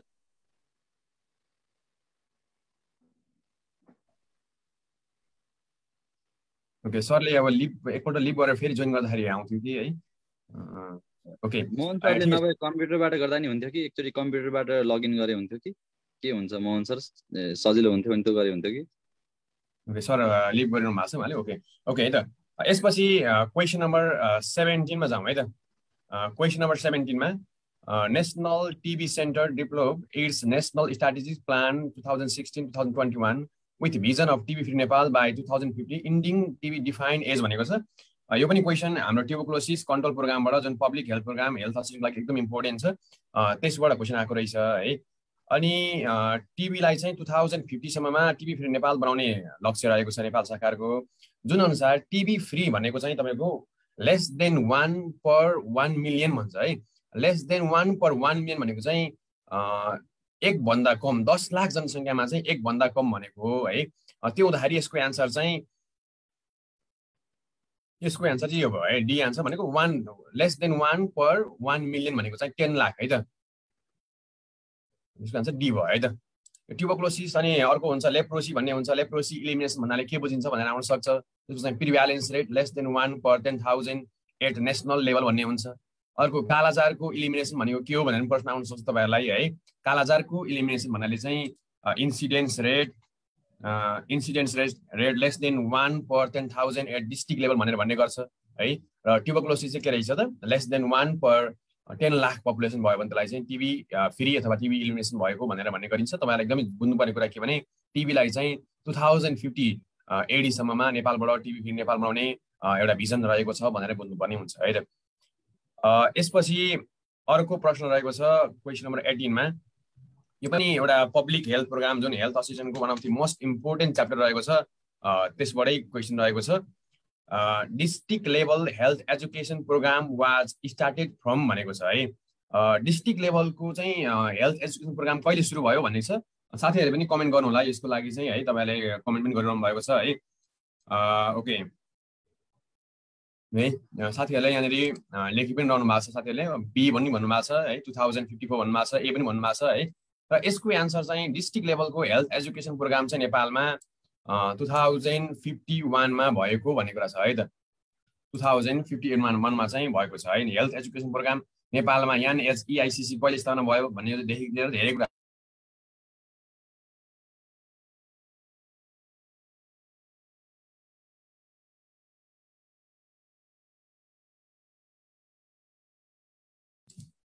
सर पनि आउनु भएको छ मलाई पनि। ओके, सरले के भन्नुहुन्छ क्वेसन नम्बर 18 को मा? 18 को मा बल्ल एकदम राम्रो आयो मोहन सर। ल वेलकम ब्याक है मोहन सर, मजाले क्लियर सुनियो बल्ल, एकदम बेस्ट। अब चाहिँ फेरि सरको म्युट भएछ है। ओके, प्रोभिन्सियल लेभल भन्ने पनि छ, 3 tier गभर्नमेन्ट छ। त्यसले गर्दाखेरि अब यो त पुरानो क्वेसन हो, संघीय लेभलको क्वेसन आयो भने के अरे डिस्ट्रिक्ट लेभल भन्ने शब्द प्रयोग गर्थ्यो। अहिले चाहिँ हामी डिस्ट्रिक्ट लेभल चाहिँ भन्दैनौँ, अहिले local level, provincial level, central level मात्रै भन्छौँ। पहिला चाहिँ अब हिस्ट्रीसँग सम्बन्धित भावनाले जतिखेर चाहिँ हाम्रो 1993 मा national health education information and कम्युनिकेसनको इस्टाब्लिसमेन्ट भयो।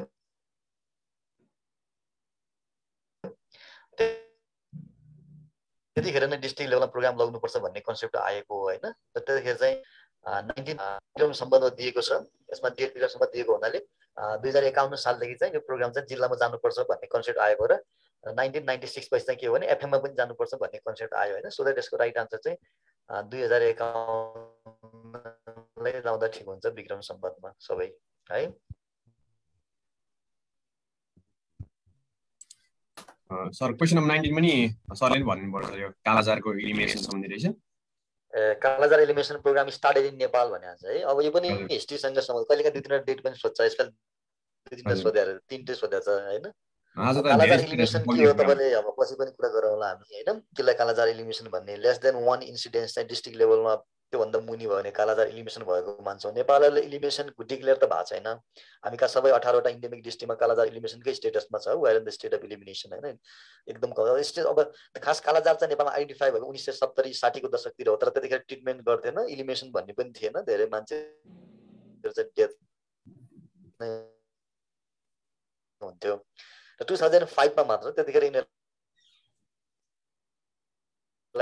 नेग्लेक्टेड ट्रपिकल डिजिजेस भन्थ्यो, खासै पर पारिएका पर सारिएका रोगहरू भन्थ्यो होइन भन्ने थियो। त्यसको 3टा फेज थियो होइन। 2005 मा आयो प्रोग्राम, अब कहिले आएको मात्रै भनेको छ, 2005 देखि 2008, 2008 देखि 2015 अनवार्ड भनेर 3टा फेजमा प्रिपेरेटरी, एट्याक र कन्सोलिडेसन फेज भन्ने थियो। अहिले हामी कन्सोलिडेसन फेजमा छौँ 2015 अनवार्ड।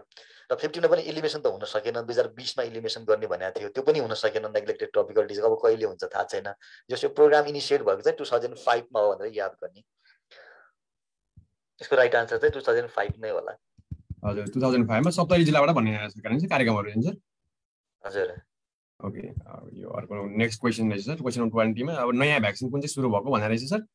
यसको त भ्याक्सिन इन्ट्रोड्युसन इपिआई प्रोग्राम इन नेपाल भनेको छ। अब हिस्ट्रीसँग हेऱ्यो भने चाहिँ हामीले धेरै बढी छलफल गरेका छौँ। 1977 देखि चाहिँ हामीसँग 4वटा एन्टिजेन र 2टा भ्याक्सिनबाट प्रोग्राम सुरु भयो होइन।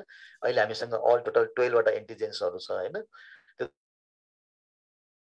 12वटा एन्टिजेनहरू मध्ये न्युली इन्ट्रोड्युस भ्याक्सिन भनेको छ। भ्याक्सिन भने पनि एन्टिजेन भने पनि अब कहिलेकाहीँ कम्बाइन एन्टिजेन भन्ने भावनाले कन्फ्युज हुने हो।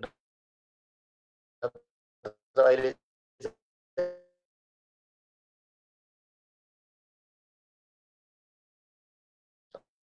अलि अगाडि नै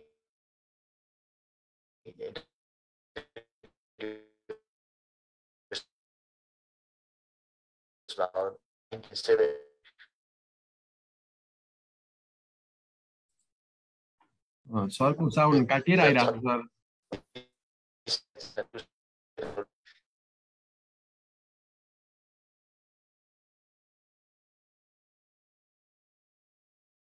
ओके ठिकै छ, सरको अलिकति थोरै काटिएर आयो आवाज, केही छैन साथीहरू है। यो न्युली भ्याक्सिन इन्ट्रोड्युस भनेको चाहिँ नेपालमा नयाँ भ्याक्सिन भनेको चाहिँ रोटा भाइरस भ्याक्सिन, जुन चाहिँ 2077 असार 18 गतेदेखि है नेपालमा रोटा भाइरस प्रोग्राम र सेनिटेसन प्रमोसन प्रोग्राम भन्ने 2टा कार्यक्रम सुरु भएको छ। भनेपछि नयाँ भ्याक्सिन भनेको चाहिँ रोटा भाइरस भयो है त। नेपालमा पोलियो भाइरस भनेको 2036-37 विक्रमसम्म 2036-37 मा नेपालमा पोलियो भ्याक्सिन जुन चाहिँ ओपिभी भ्याक्सिन भन्छ। यस्तै गरेर मिजल्स भ्याक्सिन पनि 2036 सालमै सुरु भएको हो है। डिपिटी खोप त 2034 सालमै सुरु भएको छ है त। ओके यस्तो छ। क्वेसन नम्बर 21 मा है त। क्वेसन नम्बर 21 मा अब सरले पनि हाम्रो मोहन सर पनि थोरै नेटवर्कको समस्याको कारणले गर्दा थोरै विक भइरहेछ सरको चाहिँ नेटवर्कमा, त्यही भएर चाहिँ समस्या भइरहेछ। त्यही पनि म कन्टिन्यू गर्छु। Which is the most common spacing method of family planning in Nepal भनेको छ। नेपालको महिलाहरूले मोस्ट एक्सेप्टेबल कन्ट्रासेप्टिभ भनेर हामीले नेपालको चाहिँ डिपो प्रोभेराले, यो सिम्पल कुरा छ हेर्नुहोस् है। यो स्पेसिङ भनेको छ, क्वेसन एकदमै सिम्पल छ है। धेरै हेर्नुहोस् न, म spacing method of family planning most common भनेको छ र स्पेसिङ पनि भनेको लाग्दा यसमा केही डाउटै हुनु परेन तपाईँहरूले। यसको एन्सर चाहिँ डिपो प्रोभेरा हुन्छ। अब डिपो प्रोभेरालाई हामीले चाहिँ मोस्ट एक्सेप्टेबल कन्ट्रासेप्टिभ पनि भन्ने गर्छौँ। नेपाली महिलाहरूले चाहेको भनेको डिपो प्रोभेरा, तर पनि मोस्ट पपुलर मेथड एनडिएचएस भन्छ, जुन तपाईँको Nepal demography and health survey भन्ने जुन छ, त्यो Nepal demography and health survey अनुसार चाहिँ most popular method of family planning भनेर आयो भनेदेखि चाहिँ नेपालमा मिनी ल्याब हुन्छ भनेर बुझ्नुपर्छ। यो कन्डम भनेको त one of the dual contraceptive भनेर हामी बुझ्ने गर्छौँ। ड्युअल कन्ट्रासेप्टिभ जसले चाहिँ तपाईँको एउटा फ्यामिली प्लानिङको काम गर्ने र सेक्सुअली ट्रान्समिटेड डिजिजबाट पनि बचाउने भयो। भ्यासेक्टोमीलाई हामीले कस्ट इफेक्टिभ कन्ट्रासेप्टिभ रूपमा लिने गर्छौँ है। यी कुराहरू तपाईँले बुझ्नुपर्ने हुन्छ। क्वेसन नम्बर 21 को एन्सर डी हुन्छ। यसपछि क्वेसन नम्बर 22 मा the latest national HIV strategic plan has been developed for a period of भनेको छ। यो चाहिँ तपाईँको 2016 देखि 2021 सम्म हो है त। तपाईँहरूले HIV एड्समा धेरै कुराहरू जान्नुपर्ने हुन्छ। हेर्नुहोस् है, HIV एड्स नेपालमा कहिले देखियो, विश्वमा कहिले देखियो, नेपालको प्लानहरू पनि तपाईँले चाहिँ बुझ्नुपर्ने हुन्छ हैन। जस्तो विश्वमा 1981 मा फर्स्ट केस देखियो, 1988 मा नेपालमा देखियो, 1995 मा HIV testing and counselling centre सुरु भएको छ। 2004 मा एन्टी रेट्रोभाइरल थेरापी कार्यक्रम सुरु भएको हैन। यस्तै गरेर 2005 मा PMTCT प्रोग्राम भन्ने जुन prevention of mother to child transmission भन्ने कार्यक्रमहरू सुरु भएकोदेखि लिएर 2009 मा तपाईँको चाहिँ CBPMTCT प्रोग्रामहरू सुरु भएको भन्ने कुराहरू छन्, तपाईँले जान्नुपर्ने हुन्छ। भनेपछि क्वेसन नम्बर 22 को एन्सर बी भयो। यसमा के छन् भन्ने कुरा हामी पछि क्लासमा पनि तपाईँहरूको हेल्थ असिस्टेन्टको क्लासमा हामी पढ्दाखेरिमा यो HIV एड्सको बारेमा डिटेलमा पढ्ने नै छौँ है त। क्वेसन नम्बर 23 मा पनि यो पनि वान अफ द प्रोग्रामबाट हाम्रो पब्लिक हेल्थ प्रोग्रामबाट जुन हेल्थ असिस्टेन्टमा 10वटा प्रश्न आउँछ, धेरै प्रश्नहरू आएका छन् है त यो हेल्थ असिस्टेन्टको लागि युनिट 1 बाट जुन सङ्घको लागि लोकसेवामा। क्वेसन नम्बर 23 मा हेर्नुहोस् त, the date of establishment of NHEICC भनेको छ। यो पनि अहिले पनि सरले भनिसक्नु भएको छ है। यो NHEICC भनेको जुन national health education information and communication centre भन्ने जुन छ, यसको स्थापना चाहिँ नेपालमा 1993 मा अथवा विक्रमसम्म 2050 सालमा भएको है त। नेपालमा स्वास्थ्य नीति फर्स्ट नेसनल हेल्थ पोलिसी नेपालमा 2048 अथवा 1991 मा आयो। सन् 1991 मा नेपालमा पहिलो स्वास्थ्य नीति आयो। त्यो नीति आइसकेपछि बिस्तारै बिस्तारै सेन्टरहरू डिभिजनहरू बिस्तारै बिस्तारै स्थापना हुँदै गए र यो NHEICC जुन तपाईँको चाहिँ हेल्थ एजुकेसनसँग सम्बन्धित छ, यो चाहिँ नेपालमा 1993 मा सुरु भएको हो भनेर यहाँले बुझ्नुपर्ने हुन्छ साथीहरू है त। यसको बारेमा पनि हामी पछि डिटेलमा पढ्ने नै छौँ है त। मोहन सरले आइसक्नु भएको छौँ, केही भन्नुहुन्छ कि सरले है? ठिक छ, अघि पनि आइसक्यो। सेम हो, जिल्ला लेभलमा स्वास्थ्य शिक्षा कहिले सुरु भयो भन्नु र इस्टाब्लिसमेन्ट लिङ्क अप डेट हो, अघि पनि यसमा कुरा भइसकेको छ। ठिक छ। Question number 24 sir, immunisation act भनेर रहेछ सर। यो पनि अब immunisation act was endorse in Nepal भन्ने क्वेसन छ हैन। मैले धेरैचोटि मैले इन्फोर्स नै गरेको छु यसमा इम्युनाइजेसन एक्टको बारेमा। कहिलेकाहीँ क्वेसन आउँछ भनेर, किनभने हामी एकदमै लिमिटेड सर्भिसहरू आउँछ। किन अहिले यो पब्लिक इम्युनाइजेसन एक्ट भन्ने खालि हामीले जिस्किया जस्तो गरेर इम्युनाइजेसन एक्ट चाहिँ 10-12 दिन होला नि भनेर जिस्केर भने जस्तो गर्नुपर्छ भनेर भनेको थिएँ नि होइन। क्लासमा पनि कुरा भएको थियो हाम्रो साथीहरूसँग पनि अवसर। सो द्याट यो 2072 साल चाहिँ 10-12 गतितिर भयो होला नि, केही नभयो भने कहिले हो भनेर सोध्यो भने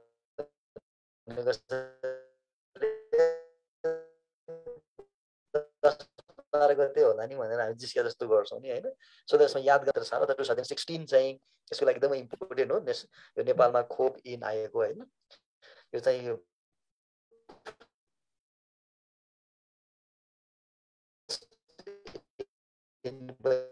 थियो हाम्रो हेल्थमा चाहिँ होइन। सो द्याट यो 2072 आयो। ओके, नेक्स्ट क्वेसन एमडिजी को बारेमा सोधेर रहेछ सर हैन। एसटिजी आइसक्यो, त्यही पनि एमडिजी को बारेमा आवाज सुनेछ कि छैन सर? अहिले चाहिँ अलिक क्लियर हो, अलिक एमडिजी आफ्नो पोजिसनमै हो।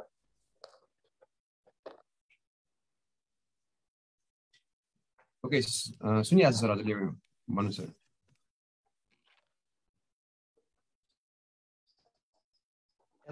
हुन त एसटिजी आइसक्यो अहिले। 2016 जनवरी 1 देखि चाहिँ इन्फोर्स चाहिँ एसटिजी सबैले लागू गर्नै पर्छ। संयुक्त राष्ट्रसङ्घको 193 वटा देशहरूले होइन, जसमध्ये हामी पनि हौ।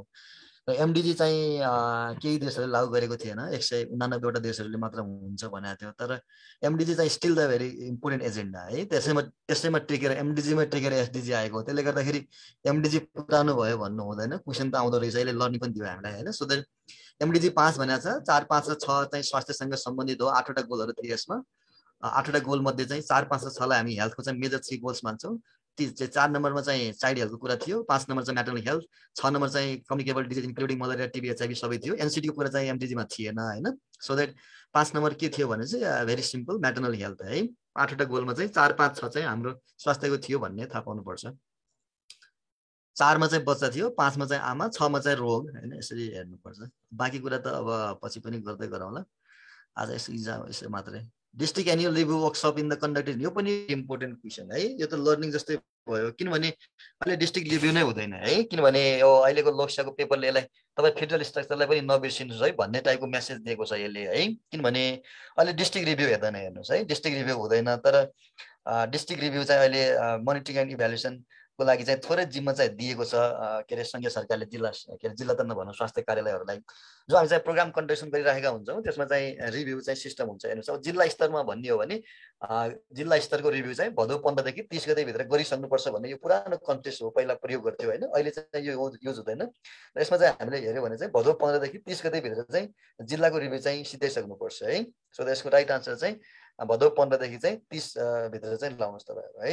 यसैलाई राइट मान्नुपर्छ। अब बाँकी रिभ्यूहरू कसरी सञ्चालन गर्छ के गर्छ भन्ने कुरा त पछि पनि कुरा गरौँला है। Health management information system provide the basic information for भनेको छ होइन। इन्फर्मेसन भन्ने बित्तिकै जहिले पनि के हुन्छ, मैले इन्फर्मेसनलाई अथवा म्यानेजमेन्टलाई पिआई मोडलमा बुझ्नुपर्छ भन्छु जहिले पनि। प्लानिङ इम्प्लिमेन्टेसन एन्ड इभ्यालुएसनको मोडलमा बुझ्नुपर्छ होइन। त्यो WHO को एउटा एप्रोच हो। अब यसमा सुपरभिजन पनि भनेको छ। सुपरभिजनले इन्फर्मेसन नदिने त होइन, तर म्यानेजमेन्ट इन्फर्मेसनले सुपरभिजनलाई त्यति, सुपरभिजनको छुट्टै इन्फर्मेसन सिस्टमहरू हुन्छ, यिनीहरूको रिपोर्टिङ सिस्टमहरू छुट्टै हुन्छ। त्यसलाई planning supervision evaluation of the health system भनेको छ होइन। अझ planning monitoring evaluation of the health system भनेको छ। थोरै शब्दहरू चाहिँ अलिअलि फरक छन्। त्यसले गर्दाखेरि इन्फर्मेसन सिस्टममा चाहिँ बढी जसो हामी प्लानिङ मोनिटरिङ र इभ्यालुएसन PME साइकललाई चाहिँ बढी फोकस गर्छौँ है। अर्को चाहिँ PIE साइकल भन्ने हुन्छ, त्यसलाई हामी चाहिँ म्यानेजमेन्टको फङ्सनसँग जोड्छौँ भने इन्फर्मेसन म्यानेजमेन्टसँग चाहिँ planning monitoring evaluation PME cycle is very important है। यो म्यानेजमेन्टमा इन्फर्मेसन साइकल चाहिँ PME हुन्छ, अरू म्यानेजमेन्टमा चाहिँ PIE हुन्छ, त्यति फरक हुन्छ। त्यसले सी लाउँदा बेटर होला। यसमा चाहिँ कोभिसिल्ड भ्याक्सिन आयो, सेल्फ लाइफ अफ 6 मन्थ भनेको छ। अब यो त झुक्याउनलाई दिएको हो होइन।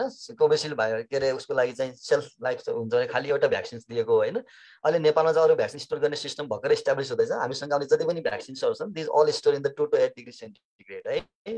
र पहिले चाहिँ अब केही युएसमा बनेका भ्याक्सिनहरू, रसियामा बनेका भ्याक्सिन नेपालमा ल्याउने कि नलाउने भन्ने डिबेट पनि भएको थियो। मेन कारण चाहिँ के थियो भने हामी कहाँ टेम्परेचर रिकर्डिङ सिस्टम राम्रो छैन, माइनसमा राख्ने सिस्टमै छैन। त्यसले गर्दाखेरि हाम्रो एक भनेर कोभिसिल्ड इन्ट्रोड्युस भएको थियो फर्स्टमा, पछि चाहिँ सप्लाई सर्टेज भएर के भयो थाहा छैन। So that most of the भ्याक्सिन्सहरू चाहिँ हामी कहाँ सिस्टम भनेको 2 देखि 8 हो। अहिले भर्खरै चाहिँ -70 सम्म राख्न सकिने चाहिँ थोरै सिस्टम चाहिँ केही फ्रिजहरू चाहिँ ल्याइएको छ भन्नुहोस् न। सो द्याट कोभिसिल्ड चाहिँ हाम्रो लागि 2 देखि 8 मै ठिक हुन्छ है। अब अरू त उत्तिकै पनि मिल्दैन। तपाईँले इक्जाममा आइडिया लाउनु भयो भने के मिल्छ, -20 मा हामी युजली भ्याक्सिन चाहिँ राख्दैनौँ अहिलेसम्म पनि होइन। 10 देखि भनेको चाहिँ फेरि यहाँ पोजिटिभ छ, त्यो पनि उत्तिकै पर्दैन। मोर देन 20 भनेको चाहिँ त्यो त उत्तिकै पनि रङ नै हुन्छ। रुम टेम्परेचरमा हामी राख्दैनौँ। यो कोभिसिल्ड भन्ने पनि तपाईँलाई अरू कुनै क्वेसन आइदिएको भयो भने तपाईँले राइट आन्सर 2 to 8 नै लाउनु पर्थ्यो कि, किनभने अरू त मिल्दो जुल्दैन छैन। मैले धेरै पटक पनि भनेको छु तपाईँहरूको अप्सन्सहरू चाहिँ एकदमै स्क्याटर्ड अप्सन्सहरू हुन्छ कि तपाईँ अलि कन्सेप्ट भएको मान्छेले उत्तिकै राइट गर्नु सक्छ। अब भ्याक्सिनको कुरा गऱ्यो भने कुनै पनि टेम्परेचर उत्तिकै पनि मिल्दैन। यहाँ -10 भयो अलिक कन्फ्युजिङ हुन्छ, +10 दिएको छ कुरै भएन, 8 भन्दा माथि राख्दैन। रुम टेम्परेचर माइनसमा हुने कुरै भएन, प्लसमा पनि अब 18 भन्दा माथि हुन्छ रुम टेम्परेचर राख्ने कुरै भएन। मोर देन 20 भनेको छ यो त यो यस्तो मोर देन 20 भन्दा 100 पनि हुनसक्छ होइन। सो यस्तो क्वेसनहरूमा त अलमल्ली नै हुँदैन, उत्तिकै पनि राइट आन्सर 2 to 8 हुन्छ। कोभिसिल्ड होस् नहोस् मतलब भएन होइन। अर्को what method of study to be use for the community diagnosis भनेको छ होइन। यो चाहिँ अलिक इन्ट्रेस्टिङ क्वेसन हो। कम्युनिटी डायग्नोसिस भन्ने बित्तिकै हामी अलिक क्वान्टिटेटिभ एप्रोच मात्रै हुन्छ, क्वेसन मात्रै सोध्ने हो, नम्बर्स मात्रै लिएर आउने हो भन्ने जस्तो कुरा गर्छौँ। तर यसमा के हुन्छ भने मिक्स मेथड युज गर्छौँ हामी कम्युनिटी डायग्नोसिस गर्ने बेला है। मिक्स मेथड भनेको के हो भने क्वान्टिटेटिभ पनि हुनसक्छ, केही मात्रामा क्वालिटेटिभ पनि हुनसक्छ।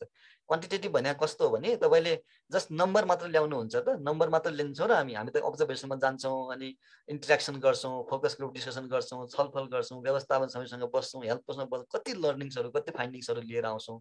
त्यसले गर्दाखेरि हामी नम्बर्स मात्र लिएर आउँदैनौँ है। सो यसमा नम्बर्स मात्रै पनि ल्याउँदैनौँ अनि शब्द मात्रै पनि ल्याउँदैनौँ, नेरेटिभ फर्म मात्रै पनि ल्याउँदैनौँ, दुइटै युज गर्छौँ। यसमा हामी क्वान्टिटेटिभ र क्वालिटेटिभ दुइटै युज गर्नुपर्छ है। क्वान्टिटेटिभ र क्वालिटेटिभ, नन अब्जर्भेसन भन्ने हुँदैन। युजली अब्जर्भेसनल हुन्छन् यस्तो स्टडीहरू, त्यसले गर्दाखेरि क्वान्टिटेटिभ मात्र भन्नु हुँदैन। यसमा क्वालिटेटिभ मोर क्वान्टिटेटिभ हुन्छ, त्यो आफ्नो ठाउँमा छ, तर दुइटै हुनुपर्छ, क्वालिटेटिभ पनि हुनुपर्छ। धेरै कुराहरू क्वालिटेटिभ फर्ममा पनि आउँछन्। वर्ल्ड हेल्थ डे सेलिब्रेट भनेको थियो, यो त आज पनि हाम्रो क्लासको क्वेसन टेस्टमा पनि थियो होइन। So that is a very simple. अब यो हामी वर्ल्ड हेल्थ डे चाहिँ 7 अप्रिलमा चाहिँ मनाइराखेका हुन्छौँ होइन, प्रत्येक वर्ष मनाउने हो। यो चाहिँ WHO को इस्टाब्लिसमेन्ट भएको उपलक्ष्यमा मनाउने हो। 1948 7 अप्रिलमा चाहिँ WHO इस्टाब्लिस भएको डिक्लेयर भयो, त्यही दिनदेखि हामी यसलाई मनाउँछौँ। 10 जुनमा के छ, 10 जुनमा के छैन, 11 अप्रिल, अप्रिलमा पनि त्यस्तो इम्पोर्टेन्ट। 20 मार्च भनेको छ, 20 मार्चमा खासै छैन, बरु 24 मार्च भयो, अलिक कन्फ्युजिङ हुन्छ। सो द्याट यो गाह्रो प्रश्न भएन, 7 अप्रिल है। यस्तो प्रश्न भोग्ने टाइपको प्रश्नहरू भयो। केही छ सर यसमा, केही थप्नुहुन्छ भने भन्नुहोस्, नत्र भयो के हो? होइन सर, ठिक छ सर। आज अहिले त ठिक छ नि साउन्ड? हजुर, अहिले अलिक बिच चाहिँ काटिरहेको छ सर, ठिकै छ सर, अहिले राम्रै आइरहेको छ। ल ल जाउँ सर, जाउँ। 38मा सर यो छन् सामान्य नै भयो सर, क्वेसन यो पनि सजिलै रहेछ सर। 31 मा which one is not under the Department of Health Service भनेको छ। यो क्वेसन एक्चुअली सिएमएले सोधेको छ, धेरै पुरानो क्वेसन हो। पशु स्वास्थ्य सेवा भन्ने सोधेको छ तिनीहरूलाई, हेर्नुहोस् है, त्यसैलाई इङ्ग्लिसमा बनाएर सोधेको छ क्वेसन। स्वास्थ्य सेवाको के अरे डिपार्टमेन्ट अफ हेल्थ सर्भिस अन्तर्गत त्यसलाई मध्ये के पर्दैन भनेर पशु स्वास्थ्य भन्ने थियो कि सिएमएलाई, सेम छ है। त्यसलाई अलिक अप्सन चाहिँ फरक, district health office, department of drug administration, regional director, national health public health laboratory centre भनेको छ, हेर्नुहोस् है। अब डिपार्टमेन्ट अफ हेल्थ सर्भिस भनेको पहिलाको डिस्ट्रिक्ट हेल्थ सिस्टम हो होइन, त्यो अन्तर्गत को पर्ने को नपर्ने भन्ने छ होइन। डिस्ट्रिक्ट हेल्थ अफिस चाहिँ अब यसलाई हामी चाहिँ डिपार्टमेन्ट अफ हेल्थ सर्भिसको एउटा इम्पोर्टेन्ट कम्पोनेन्ट मान्छौँ। अब त रिजनल हेल्थ डिरेक्टर रिजनको त्यतिखेरको अब त्यो पनि यसकै संरचना पर्थ्यो होइन। National health public laboratory centre चाहिँ 5वटा सेन्टर मध्ये एउटा इम्पोर्टेन्ट सेन्टर हो। यो पनि डिपार्टमेन्ट अफ ड्रग एडमिनिस्ट्रेसन चाहिँ छुट्टै एडमिनिस्ट्रेटिभ स्ट्रक्चर हो, जस्तो डिपार्टमेन्ट अफ हेल्थ सर्भिस छ होइन। त्यसैले यसको अन्डरमा चाहिँ पर्दैन, मिनिस्ट्री अफ हेल्थको अन्डरमा चाहिँ पर्छ यो, तर डिपार्टमेन्ट अफ हेल्थ सर्भिसको अन्डरमा चाहिँ परेन। डिडिए भनेको छुट्टै डिपार्टमेन्ट हो होइन, जस्तो हाम्रो 3टा डिपार्टमेन्ट छ नि, डिडिए अनि डिपार्टमेन्ट अफ हेल्थ सर्भिस र डिपार्टमेन्ट अफ आयुर्वेदा भन्ने छ नि होइन। त्यसले गर्दाखेरि डिपार्टमेन्ट अफ ड्रग एडमिनिस्ट्रेसनलाई डिपार्टमेन्ट अफ हेल्थ सर्भिस अन्तर्गत राख्नु हुँदैन, इज द डिफ्रेन्ट इन्टिटी है। यो छुट्टै डिपार्टमेन्ट हो, यो अन्तर्गत चाहिँ होइन। जस्तो यो अहिले धेरै जस्तो डिस्ट्रिक्टको क्वेसनहरू सोधिरहेको रहेछ सर, हामीले अब कसरी पढ्दाखेरि स्टुडेन्टहरूले जस्तो अब तयारी गर्छ नि? यो अब यस्तो गर्नुपर्छ, यो चाहिँ सङ्घीय लोकसेवाको के अरे सिलेबस भएको हुनाले चाहिँ फेडरल स्ट्रक्चरलाई बढी फोकस गरेर क्वेसन आएको हो। यसमा साथीहरूले आत्तिनु हुँदैन, प्रदेशको पनि यस्तै आउँछ भन्ने छैन। यसलाई रिफरेन्स लिएर अलिअलि त थाहा पाइराख्ने होइन, तर प्रदेशका क्वेसनहरू चाहिँ प्रदेशकै कन्टेस्टमा आउँछ, के अरे यस्तै आउँछ भन्ने छैन। अब आयो भने के फरक परेर है, भेरी सिम्पल नि होइन। डिपार्टमेन्ट 3टा छ भनेर पढाएको थियौँ, अनि डिपार्टमेन्ट हेल्थ सर्भिसभित्र के पर्दैन भनेर चाहिँ 3टा डिपार्टमेन्ट आफैमा डिपार्टमेन्ट अफ ड्रग एडमिनिस्ट्रेसन हो होइन। त्यसले गर्दाखेरि यो भेरी सिम्पल होइन। यस्तै क्वेसनहरू आयो पनि नट प्रब्लम है, तर सङ्घीय लोकसेवाले लिएको क्वेसन र प्रदेश लोकसेवाले गरेको प्रश्न चाहिँ अलिक फरक आउँछ है। जस्तो बागमती प्रदेशको हेर्नुहोस् न, प्रदेशको छुट्टै प्याटर्नमा आएको छ नि होइन। त्यसले गर्दाखेरि सङ्घकै फोकस गर्नुपर्छ भन्ने छैन, मिक्स मार्क्स गरेर पढ्नुपर्छ है। अलिक बम्बार्डिङ हुनुपर्छ कि एउटा मात्रै क्रोनोलोजी भन्दा पनि सङ्घ, प्रदेश, स्थानीय त 3टामा के भइरहेछ अलिक ब्ल्याङ्केटली हेऱ्यो भने सबै राइट गर्न सकिन्छ। Okay sir, thank you sir. यो क्वेसन नम्बर 32मा यो पनि अब सामान्य यो एफसिएजी प्रोग्राम भनेको त हामीले धेरै पटक क्वेसनमा पनि आइरहेको क्वेसन हो। यो त अब अलिकति गाह्रो चाहिँ हामीले विक्रमसँग 2045 सालमा भनेर भनिरहेको थियो, इङ्ग्लिसमा आएको छ, यो पनि सामान्य भएको 1988 होला होइन सर यो चाहिँ? यसमा हामीले अब विक्रम सम्बन्ध यस्तो जस्तो नेपाली एकदमै इम्पोर्टेन्ट डेटहरू जुन छ त्यसमा इङ्ग्लिस र नेपाली एनुअल रिपोर्ट हेर्ने, इङ्ग्लिस र नेपाली दुइटै दिएको छ, दुइटै याद गरेर। युजली चाहिँ डेट याद गर्ने बेला तपाईँहरूले हामीले छलफल गर्ने बेला पनि हामीले एडीमै गर्दा मोर बेटर हुन्छ भनेको छौँ। कानुनको डेट चाहिँ विक्रम सम्बन्ध पढ्नुपर्छ, अरू डेट चाहिँ एडीमा पढ्यो भने नो प्रब्लम। अब एफसिएजी प्रोग्राम त हामीले पटक पटक छलफल गरिराख्यो, तपाईँहरूले चलाउनु पर्ने पनि प्रोग्राम भयो भने पिएससी वास र एफसिएजी एकदमै इम्पोर्टेन्ट हो। डेट सोधे पनि, प्रोग्राम सोधे पनि, जे सोधे पनि। अब सरले भने जस्तै 2045 वा 1988 जे भने पनि 27वटा जिल्लाबाट सुरु भयो यो प्रोग्राम। त्यतिखेर चाहिँ वार्ड बेस गर्थ्यो, पछि चाहिँ 1994मा चाहिँ पपुलेसन बेस भनेर 1995मा सबै ठाउँमा पुग्यो यो प्रोग्राम है। Still we have the programme होइन। अहिले चाहिँ अब कम्युनिटीले लोकल लेभल गभर्मेन्टले चलाउँछ यो प्रोग्राम, त्यो छुट्टै कुरा भयो। द्याट वाज इनिसिएटेड इन 1998 है। एकपल्ट यो एफपान भन्ने नि आएको नि, हामीले पढ्दाखेरि एडीमा पढे पनि नेपालीमा कहिले नेपालीमा सुन्दै कहिले इङ्ग्लिसमा सुन्दै भइरहेछ होइन यो चाहिँ डेटहरू? त्यस्तो हुनसक्छ। नेपाली अझ एनको कुराहरू छ भने, अनि त्यसपछि कुनै स्पेसल प्रोग्रामहरूको कुरा छ भने चाहिँ त्यसको नेपाली पनि हेरिराख्नुपर्छ, किनभने अब कहिलेकाहीँ नेपाली डेट पनि सोध्न सक्छ। किन सोध्यो भन्न त पाएन नि, नेपालमा बसेर नेपाली डेट त सोध्न पायो। त्यो पनि साथीहरूले दुइटै पढ्नु पर्यो होइन सर? अब अलि चाहिँ फोकस गर्नुपर्छ। अब यिनीहरूलाई ग्याप हेर्नुहोस् न, क्वेसन एकछिन माथि गर्नु न, यिनीहरूलाई डेट पढ्दा कसरी ग्याप हेर्नुहोस् न। 1998 भनेको छ, 1968 भनेको छ, 1978 भनेको, 10 वर्षको ग्याप छ। अनि यस्तो डेट पढ्नको लागि धेरै मेहनत गर्नु पर्दैन है। राउन्ड फिगर तपाईँ 1980s तिर हो भने तपाईँले थाहा पाउनु तपाईँको राइट आन्सर हुन्छ यसमा। अनि किन धेरै उ गर्नै परेन नि होइन। अब तपाईँ 57 वर्ष जोड्नुहोस्, यसमा नेपाली डेट आइहाल्यो। 57 वर्ष जोड्यो भने तपाईँ 78, 68, 58 त्यत्रो फरक पर्दै पर्दैन। ल 88 को ठाउँमा 89 आउला अरे जोड्ने बेलामा मिस्टेक भयो महिना छैन जोड्दा भने। त्यसले गर्दाखेरि यो डेटमा चाहिँ हामीले धेरै उ गर्नु हुँदैन। तपाईँलाई एकदम स्क्याटर अप्सनहरू आइरहेको हुन्छ जो चाहिँ मिल्दैन अर्कोसँग। त्यसको राइट आन्सर यो हो भनेर अरूसँग हेर्नै पर्दैन। अलिक कन्सेप्ट भएको मान्छेले उत्तिकै थाहा पाइदिन्छ कि त्यसरी हुन्छ। त्यसले गर्दा एकदम क्लोज डेटहरू नहुने भावनाले इङ्ग्लिसमा नेपालीमा जेमा आयो भने 57 वर्ष जोड्ने घटाउने गर्ने एक चिजमा पढिराख्ने। युजली पढ्दा त इङ्ग्लिसमै सजिलो हुन्छ। कन्सेप्चुअली चाहिँ त्यो गरिराख्दा मोर बेटर होला। यो पनि अर्को पनि क्वेसन 33 पनि एकदमै सजिलो, लगभग सजिलै धेरै सजिलो क्वेसन रहेछ सर। सरले नि भनिदिनुहुन्छ सर पिएचसी वार्षिकको बारेमा पनि। आउटरिच किल्लिङमा यो चाहिँ मल्टिपल टाइम्स रिपिटेड क्वेसन हो है। पास क्वेसन हेर्नुहोस् न, सङ्घीय सरकारको पालामा होइन कि पहिल्यैदेखि पनि जतिखेर हाम्रो युनिटरी सिस्टम एकात्मकता थियो त्यतिखेर पनि यस्तो क्वेसन त कति आछ है। पिएचसी वार्षिक प्रोग्राममा के गर्छ के गर्दैन भने मल्टिपल चोटि क्वेसन आएको हो। त्यही सेम क्वेसन हो, अप्सन मात्र फरक हो। त्यो पिएचसी वार्षिक प्रोग्राममा चाहिँ हामीले अलि हाइफाई कुराहरू चाहिँ गर्नु हुँदैन हेर्नुहोस् है। अब न्युट्रिसन एसेसमेन्ट भनेको छ पिएचसी वार्षिक प्रोग्रामको त मेन अब्जेक्टिभ ग्रोथ मोनिटरिङ पनि हो एउटा, अरू चाहिँ फ्यामिली प्लानिङ हो। दुईटा चाहिँ मेजर पर्छ त्यसमा है, त्यो चाहिँ हुने नै भयो।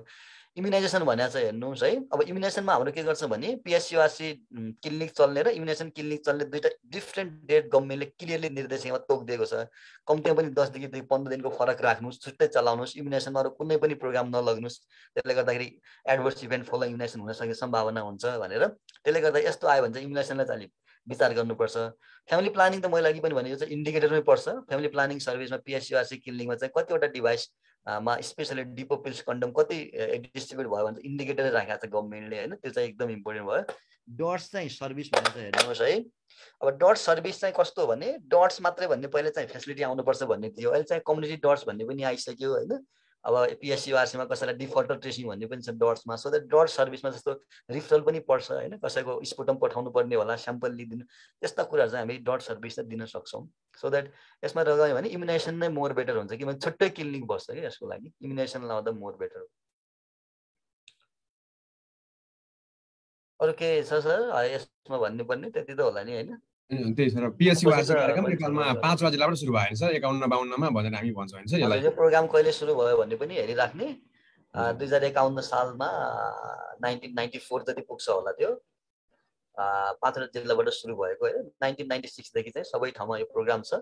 अब अहिले चाहिँ यो प्रोग्राम स्थानीय सरकारलाई दिएको छ हैन। अब ठ्याक्कै पहिला जस्तो भने जस्तो त प्रोग्राम त हुँदैन, तर जस गाइडलाइन पनि डिभाइस भएको छैन कम्युनिटी लेभलमा के गर्ने भनेर। जस पुरानै बेसिसमा सम्बन्धित ओडाको अलि टाढा गएर पहिला जस्तो 1 देखि 3 ठाउँमा राख्ने भन्ने, त्यही अरू कन्डिसन खासै चेन्ज छैन। Okay sir. यो अब अर्को यो पनि धेरै पटक आइरहेको छ नि कन्फर्मेटिभ टेस्ट फर एड्स भनेको त त्यो बारम्बार हामीले पनि टेस्ट गर्दाखेरि पनि धेरै पटक आएको दुईटा क्वेसन रहेछ सर। यो इएलबिए भएको छ, यो एलाइजा टेस्ट भन्ने हो सर। यो एलाइजा टेस्ट भन्ने होला, यो मिस्टेक भयो, टाइपिङ मिस्टेक भएको रहेछ। यसमा त धेरै यो पनि धेरै पटक सोधेको प्रश्न पर्छ हेर्नुहोस् है। कन्फर्मेटिभ टेस्ट अफ एचआइभी के हो भनेर। अब आजभन्दा कन्फर्मेटिभ टेस्ट चाहिँ नयाँ पनि आए, नआएका त हैनन् हैन। अहिले त अब एकदमै कन्फर्मेटिभ टेस्टमा चाहिँ P24 एन्टिजेन टेस्ट भनेर आछ हैन। त्यो चाहिँ के अरे अझै राम्रो टेस्टको रूपमा प्रयोग गरिन्छ हैन। के अरे अरू चाहिँ अब वेस्टर्न इएलबिए भन्ने टेस्ट पनि एचआइभीमा त हुँदैन। इएलबिए टेस्ट चाहिँ भाइरल टेस्ट चाहिँ हो हैन। एलाइजा पनि हुन्छ, एलाइजालाई हामी स्क्रिनिङ मान्छौँ। इएलबिए टेस्ट भन्ने आफैमा पनि हुन्छ। इएलबिए चाहिँ one of the PCR technology. यो चाहिँ जस्तो यो भाइरल आइसोलेसनमा जस्तो पिसिआरमा जस्तो कोभिडकै लागि पनि यस्तो टेस्टहरू प्रयोग गर्न सकिन्छ हैन। अरूमा पनि जस्तो इबोला भाइरल डिजिज यस्तोमा पनि प्रयोग गर्न सकिन्छ त्यस्ता टेस्टहरू पनि। त यो चाहिँ खासै युज हुँदैन हैन। हामी चाहिँ आरटीपीसीआर बढी गर्छौँ भाइरल डिजिजहरूमा, रियल टाइम पीसीआर टेस्ट भन्छ।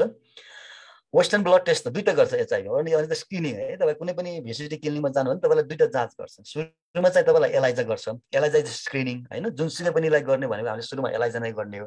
जस्तो कहिलेकाहीँ इक्जाममा प्रेग्नेन्सीमा के गर्छ भने वेस्टर्न ब्लड लाउनु हुँदैन, सुरुमा चाहिँ हामी एलाइजा नै गर्छौँ जसलाई पनि हैन। एलाइजा पोजिटिभ आयो भने त्यसपछि मात्र सेकेन्ड किटमा जान्छौँ। फर्स्ट किट पोजिटिभ आयो भने सेकेन्ड किटमा जान्छौँ।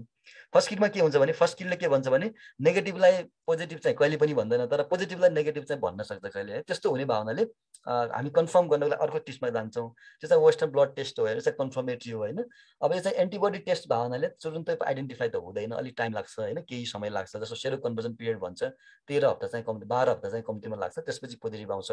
आजभोलि चाहिँ के भयो भने मान्छेहरू एकदम आत्तिन लाग्यो होइन, एन्टिबडी त बन्न टाइम लाग्ने भयो हुनाले ढिला टेस्ट आउने भयो होइन। त्यसले गर्दा के गर्ने त भने बेस्ट टेस्ट भने antigen test, so that nowadays P24 antigen test भन्ने प्रयोग गर्छ। यसमा त्यो चाहिँ दिएको छैन है। साउदर्न ब्लड टेस्टहरू पनि गर्छ है, यो पनि अब टेस्टमै पर्छ, यो हामी लेबोरेटरी टेस्टमा चाहिँ गर्ने टेस्ट नै हो। तर हामी यसमा कन्फर्मेटरीको हिसाबमा चाहिँ यो वेस्टर्न ब्लड नै गरिराखेका हुन्छ है। साउदर्न ब्लड टेस्टहरू पनि गर्न चाहिँ गर्छन्, यो पनि वान अफ द टेक्निक चाहिँ हो है। साउदर्न ब्लडमा चाहिँ डिएनए मोलिक्युल्सहरू हेर्ने काम हुन्छ, तर हामी कहाँ चाहिँ अब वेस्टर्न ब्लड बढी प्रयोग गर्छ यसमा है। साउदर्न ब्लड टेक्निकहरू पनि हुन्छ, नहुने चाहिँ होइन, यो पनि लेबोरेटरी नै हो। अर्को चाहिँ डिक्रिज T4 T8 भनेको छ, यो चाहिँ हामी उसमा एन्टिरेट्रोभाइरल थेरापीमा राखेको बिरामीलाई चाहिँ उसको प्रोग्रेस कस्तो भइरहेछ कि भनेर हेर्नको लागि चाहिँ CD4 र CD उसको चाहिँ हेर्छौँ। तर यसमा T3 T8 भनेर दिएको छ, यसमा CD भन्न खोजा हो कि अब यो चाहिँ मैले बुझेन, सो यो त उत्तिकै पनि रङ भइहाल्यो होइन। बरु अब अरू कुनै दिएको भयो कि भने जस्तो P24 यस्तो दिएको भए कन्फ्युजिङ हुन्थ्यो होइन। अब यसमा हामी सजिलै वेस्टर्न ब्लड टेस्ट चाहिँ लाउन सक्छौँ है। ओके सर, साथीले यहाँनिर सोध्नु भएको रहेछ एलाइजा टेस्ट र वेस्टर्न ब्लड टेस्ट दुइटै आयो भने के लाउने भन्नुभएको रहेछ। त्यसमा त अब हामीले त सरले पनि भनिसक्नु भएको छ, स्क्रिनिङको लागि हामीले एलाइजा टेस्ट प्रयोग गर्ने र वेस्टर्न ब्लड कन्फर्मेटरी लागि प्रयोग गर्ने भनेर चाहिँ हो। वेस्टर्न एलाइजा नयाँ मान्छे हामी दुइटै गर्नुपर्छ, एलाइजा गर्ने त्यसपछि वेस्टर्नमा आउने। एलाइजा नेगेटिभ आयो भने घर पठाइदिने, एलाइजा पोजिटिभ आयो भने वेस्टर्न गर्ने। अब एलाइजा गर्नै पर्दैन भन्ने चाहिँ छँदै छैन, हाम्रो गाइडलाइनले के भन्छ एलाइजा गर्नै पर्छ, दुईटा टेस्ट गर्नै पर्छ एचआइभीमा है। एचआइभी पोजिटिभ र नेगेटिभ भन्नु त अलिक गाह्रो कुरा छ नि होइन, त्यसैले गर्नै पर्छ। ओके सर, क्वेसन नम्बर 34 35मा यो पनि हाम्रो पब्लिक हेल्थ प्रोग्रामबाटै आएको रहेछ सर। यसमा यो के अरे यो T4 T8 भनेको चाहिँ CD4 कै रेसियोहरू हेर्दो रहेछ, तर यो चाहिँ उसमा के अरे एचआइभी को प्रोग्रेस हेर्नको लागि, ट्रिटमेन्ट प्रोग्रेस भन्नुहोस् न होइन। त्यही भएर यो एचआइभी को डायग्नोसिससँग सम्बन्धितै भयो भने त्यो त डायग्नोसिस भइसक्यो मान्छे, पछि यो कुरा भयो। Which of the following disease is the elimination programme भनेको छ होइन।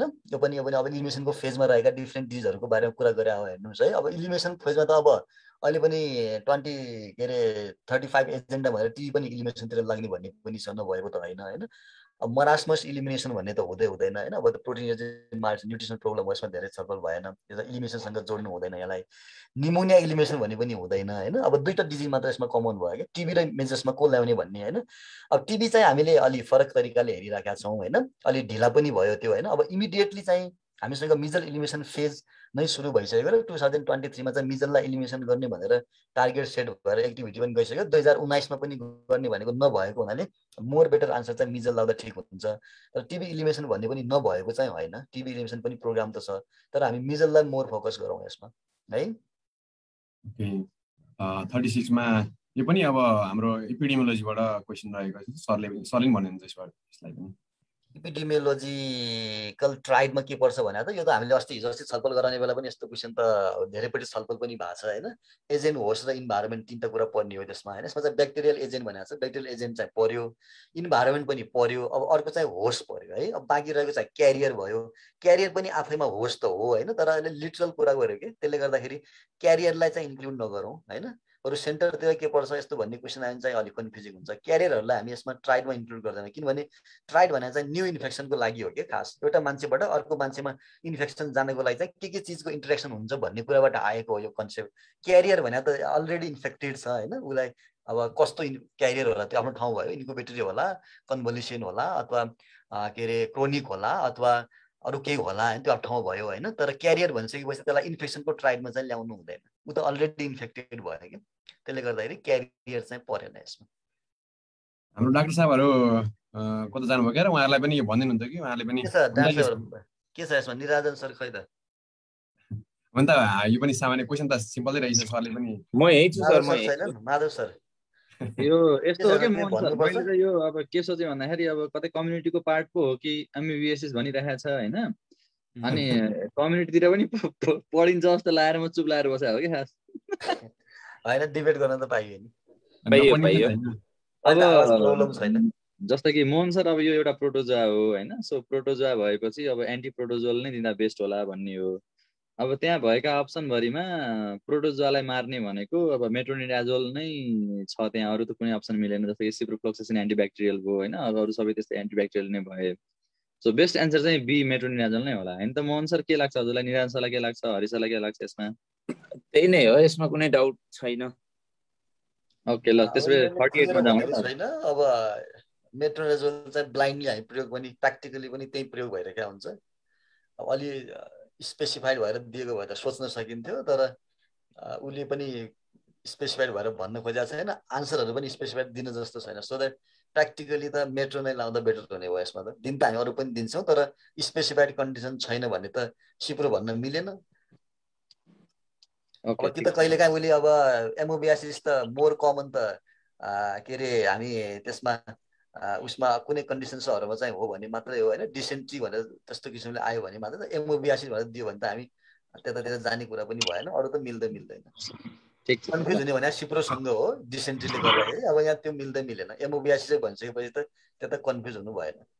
ओके सो अब 38 मा जाउँ सर। अलुम इज भनेर सोधेको छ। अब यसमा चाहिँ अब यो मलाई लाग्छ यो न्युट्रिसन अथवा ड्रिङ्किङ वाटर इन्भाइरोमेन्टल सेनिटेसनतिर कतै पढिन्छ होला यो पोर्सन चाहिँ होइन। अब त्यसमा चाहिँ अब सरहरूको विचार के छ त्यो सुन्न पाएको भयो भने हामीलाई चाहिँ अलि आनन्द लाग्थ्यो होला कि।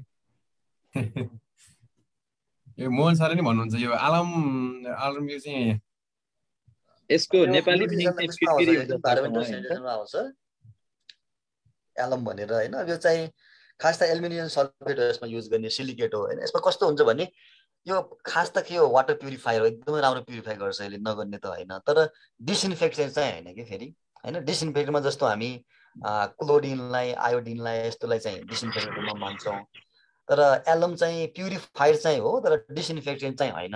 त्यसले गर्दा डिसइन्फेक्टमा चाहिँ कन्फ्युज नहुने। क्याटालिस्ट भन्ने त अब खासै प्युरिफिकेसनमा युजै हुँदैन, फ्लोकुलेसनमा चाहिँ युज त गर्छ, पोटासियमहरू युज गरिराखेको हुन्छ। यस्तो एक्जेक्ट एक्सन चाहिँ कोएगुलेन्ट टाइपको एक्सन हुन्छ कि यसले चाहिँ टर्बिडिटी रिड्युस गरेर वाटर प्युरिफाई गर्न चाहिँ सहयोग गर्छ। सो द्याट यसलाई डिसइन्फेक्टेन्ट नभनेर प्युरिफायर भन्न चाहिँ मिल्यो। र यसको के हो त भन्ने मात्रै सोधेको हुनाले कोएगुलेन्ट्स नै हो भन्दा चाहिँ मोर बेटर हुन्छ यसमा है। कमनली युज कोएगुलेन्ट्स पनि हो तर डिसइन्फेक्टेन्ट एक्सन चाहिँ हुँदैन यसको, प्युरिफायर चाहिँ हो फेरि। सो द्याट कोएगुलेन्ट लाउँदा बेटर होला। यो पनि हाम्रो इन्भाइरोमेन्टल सेनिटेसनबाटै रहेछ question. Latrine for choice for camp of short duration भनेर छ। अब यो त हामीले धेरै छलफल पनि गरिसकेका छौँ। हाम्रो टेस्टहरूमा पनि 100औं पटक सोधेको प्रश्न हो यो। क्याम्प ड्युरेसन, क्याम्पमा प्रयोग हुने चर्बीहरू यो पिट ल्याटिनहरू, ट्रान्स ल्याटिनहरू, अनि डग वेल ल्याटिनहरू होइन, अथवा के अरे अरू खाल्टे चर्बीहरू जे छ सबै प्रयोग गर्न सकिन्छ, क्याम्पमा नगर्ने भन्ने चाहिँ हुँदैन हेर्नुहोस् है। तर बेस्ट चर्बी के हो त, मैले यस्तो क्वेसन धेरै प्याटर्नमा धेरैचोटि कुरा पनि गरेको छु। बेस्ट के हो त, जस्तो 4वटा अप्सन आयो, 2-3वटा खाल्टे चर्बी पनि छ, के ठिक होला भन्ने यस्तो टाइपको आयो भने हामी चोइस चाहिँ पिट नै लाउँछौँ। अब सर्ट ड्युरेसन भनेको छ, तर अप्सनमा चाहिँ पिटलाई छुट्याएर दिएको भए स्यालो पिट के अरे स्पिड भन्छौँ, ट्रेन्सलाई छुट्याएर दिएको भए चाहिँ trench, shallow trench, deep trench हुन्थ्यो होइन। अब त्यहाँ ट्रेन्स मात्रै दिएको छ, सर्ट ड्युरेसन दिएको छ भने हामीले ड्युरेसनसँग मतलबै भएन। हामीलाई क्याम्पको लागि के ठिक हुन्छ भने ट्रेन्स लगाउने, यसमा सिम्पली ट्रेन्स। तर क्याम्पहरूको लागि के ठिक हुन्छ भने यहाँ जस्तो पिट पनि ट्रेन्स पनि एउटा कुनै अर्को खाल्टे चर्बी पनि दिएर तल अल दिएको भए चाहिँ राइट आन्सर अल हुन्थ्यो फेरि है, जुनसुकै भने। तर यहाँ एउटा मात्रै छान्न पाउनुहुन्छ भने ट्रेन्स आर बेस्ट है। अब स्यालो र डिप भन्ने हुन्छ, 7 दिनभन्दा मुनिको क्याम्प बाहिर जाँदै हो कुनै ठाउँमा मेडिकल क्याम्पहरू भने हामी चाहिँ स्यालो ट्रेन्स बनाउनु भन्छौँ। अब 7 दिनभन्दा माथिको क्याम्प जाँदैछ, लङ ड्युरेसनको क्याम्प जाँदै हो भने त्यस्तो मेडिकल क्याम्प चलेको बेला चाहिँ हामी डिप बनाउनु होला, टिम ठुलो छ यस्तो भन्ने त हो नि होइन। सो द्याट यसमा चाहिँ हामी स्यालो युज गर्ने हो खास, तर ट्रेन्स नै ठिक हुन्छ। एक कपिरमा भने चाहिँ सेप्टिक ट्याङ्क जस्तै हो, यो चाहिँ क्याम्पमा प्रयोग गरिँदैन होइन। यो चाहिँ अब सेनिटरी टोयलेटमा चाहिँ वाटर सिल भन्दा अलि अगाडिको जेनेरेसनको चर्पीमा पर्छ। केमिकल क्लोजेट भने चाहिँ एरोप्लेनहरूमा, मेट्रो ट्रेनहरूमा प्रयोग गर्ने यो डिसइन्फेक्टेन्ट सहितको चर्पी हो हेर्नुहोस् है। यसलाई चाहिँ पोर्टेबल टोयलेट पनि भन्छ, ट्र्याकिङहरूमा पनि युज गर्छ। यो चाहिँ अब अलिक फेसनेबल टाइपको टोयलेट भयो कि, अब हामी कहाँ बोकेर टोयलेट लग्ने चलन छैन, नेपालमा टोयलेट धेरै छन् होइन। त्यसैले यो अब ट्र्याकिङको बेलामा अब पोर्टेबल टाइपको टोयलेट पनि हो। यसमा चाहिँ क्लोरिन सोल्युसन अथवा फर्मेल्डिहाइड सोल्युसन राखेको हुन्छ, ग्यास छाटे जस्तै साट्ने हो। अब हामी कहाँ यस्तो प्र्याक्टिस छैन, हामी यति सभ्य छैनौँ। सो द्याट यो चाहिँ एरोप्लेन र मेट्रो ट्रेनमा चाहिँ प्रयोग हुन्छ। अब हामी कहाँ ट्रेन छैन, एरोप्लेनमा चाहिँ प्रयोग होला।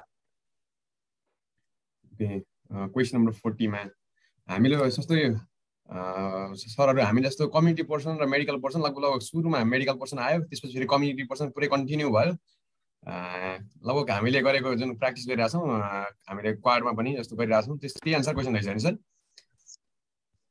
सुरुमा क्लिनिकल फेरि कम्युनिटी फेरि क्लिनिकल त्यसरी ठ्याक्कै सिलेबस अनुसारै इक्जाममा त त्यस्तो प्याटर्नमा त आउँदैन अब जस अब डिस्कस गर्न सजिलो होला भनेर त्यस्तो बेटर हुन्छ इक्जाममा चाहिँ बम्बार्डिङै आउँछ कि बम्बार्डिङ नै के अरे बेटर हुन्छ उसको लागि त अब डिस्कस गर्दा सजिलो यसमा हुन्छ होइन प्रिभेन्सन अफ हाइपोथर्मिया त कम्युनिटी बेस भनेको चाहिँ हेर्नुहोस् है अब हाइपोथर्मियाको चाहिँ कम्युनिटी बेस होस् चाहे इन्स्टिट्युसन बेस होस् यसको एउटै हुन्छ प्रिन्सिपल है जहिले पनि हामीले हिट रिजर्भ गर्ने हो कि हाइपोथर्मियामा तर अस्पतालमा भयो इन्स्ट्रुमेन्ट युज गर्ला तर अब्जेक्टिभ अगेन के अरे हिट लस हुनबाट जोगाउने हो घरमा हुनुहुन्छ भने कम्बल थप्ला अगेन हिट लसै हुनबाट जोगाउने त्यसले गर्दाखेरि हाइपोथर्मियाको अब्जेक्टिभ चाहिँ इन्स्टिट्युसन र कम्युनिटी बेस भन्ने हुँदैन तरिका मात्रै फरक हो होइन अब स्पेसली अब अहिले हामी कहाँ प्रिमेच्योर बर्थहरू अलिक भइरहेछ one of the major cause चाहिँ हाइपोथर्मिया पनि हो होइन इन्फेक्सन अनि त्यसपछि बर्थ एस्पेक्सिया र हाइपोथर्मिया 3 कन्डिसनलाई हामी एकदमै मेजर मान्छौँ न्युबर्न डेथ हुनेमा त्यसमध्ये अब कम्युनिटीमा कसरी गर्नुहुन्छ भनेर छ कम्युनिटीमा गरे पनि यही हो गर्ने हस्पिटलमा गरे पनि अलि इन्स्ट्रुमेन्ट युज गर्ला तर सुरुमा त इन्स्ट्रुमेन्ट इन्क्युबेटरमा सुरुमै राख्ने कुरा हुँदैन सुरुमा त कम्बलै थप्छ बेरेरै राख्ने हो होइन इन्स्योर एडिक्वेट ब्रेस्ट फिडिङ भनेको छ यो पनि राइट हुन्छ हेर्नुहोस् है किनभने हाइपोथर्मिया भयो भने बच्चा हाइपोग्लाइसिमिया जाने चान्स एकदम धेरै हुन्छ है उत्तिकै पनि न्युबर्नहरू त हाइपोग्लाइसिमिया जान्छ तिनीहरू हाइपोथर्मिया भने झन् हाइपोग्लाइसिमिया जान्छ होइन 60 भन्दा पनि मुनि गइदिन्छ कहिले त 40 भन्दा पनि मुनि गइदिन्छ सिभियर हाइपोग्लाइसिमिया हुन्छ त्यसले गर्दाखेरि फ्रिक्वेन्ट फिडिङ भन्छ क्या यसमा 2-2 घन्टामा फिडिङ गराइराख्नुपर्छ किनभने पेट सानो छ हिट ट्र्याप गर्न सक्दैन अनि हिट ब्यालेन्स गर्नको लागि चाहिँ लस भएको भयो हुन्छ सिभियर हाइपोग्लाइसिमिया जान्छ त्यसले गर्दा त्यो कुरा चाहिँ थिङ्क गर्नुपर्छ त्यसले गर्दा ब्रेस्ट फिडिङ पनि राम्रो हो यसमा गर्नुपर्छ यो पनि मिल्छ अर्को चाहिँ कंगारो मदर केयर भनेको छ कंगारो मदर केयर अहिले हामी यस्तो शब्द प्रयोग नगर्ने भनेको छ जस यिनीहरूले प्रयोग गरे केएमसी भन्छ यसलाई हामीले चाहिँ मायाको अङ्गालो भन्ने भनेको छ यसलाई एसटीएससी भन्छ स्किन टु स्किन कन्ट्याक्ट त्यो चाहिँ सबभन्दा राम्रो र सजिलो र इजिली गर्न सकिने एप्रोचमा पर्छ सबै लो बर्थ वेट बेबीहरूलाई हाइपोथर्मियाबाट बचाउनको लागि कंगारो मदर केयर गर्नै पर्छ आमाको नाङ्गो छातीमा बच्चाको नाङ्गो छाती कम्तीमा 45 मिनट टाँस्नुपर्छ र 2500 ग्रामभन्दा माथि हुन्जेलसम्म चाहिँ उसलाई जतिखेर आवश्यक पर्यो त्यतिखेर केएमसीमा राख्ने हो यसलाई स्किन टु स्किन कन्ट्याक्ट अथवा मायाको अङ्गालो भन्ने हुन्छ यो पनि मिल्छ अर्को चाहिँ किपिङ द रुम वार्म भनेको छ यो त हामीले धेरैचोटि क्वेसन पनि राखेका छौँ डेलिभरी रुमको टेम्परेचर कति हुनुपर्छ भनेर होइन कोठाको टेम्परेचर चाहिँ 25 देखि 28 भने कम्फर्टेबल टेम्परेचर हो होइन त्यसले गर्दा जाडोमा एसी लगायो भने हामी 26-27 तिर लगाइरहेका हुन्छ द बेस्ट टेम्परेचर होइन सो यस्तो झन् राम्रो भयो एसी छ भने त झन् राम्रो भयो तर हाम्रो आइएमसीआई गाइडलाइनले यस्तो एसी सेसीको कुरा गर्दैन हाम्रो आइएमसीआई गाइडलाइनले चाहिँ कम्बल थप्नुहोस् भनेर चाहिँ एउटा एक्स्ट्रा कम्बल दिने रुम तातो बनाउने अथवा तातो हुने कुराहरू प्रमोट गर्नुहोस् भनेर चाहिँ होइन कसरी हुने हो सो यो सबै लाउँदा ठिक हुन्छ यसमा त दिस अल इन्क्लुडेड है यसमा चाहिँ सबै लाउनुपर्छ यो सबै मिल्छ यसमा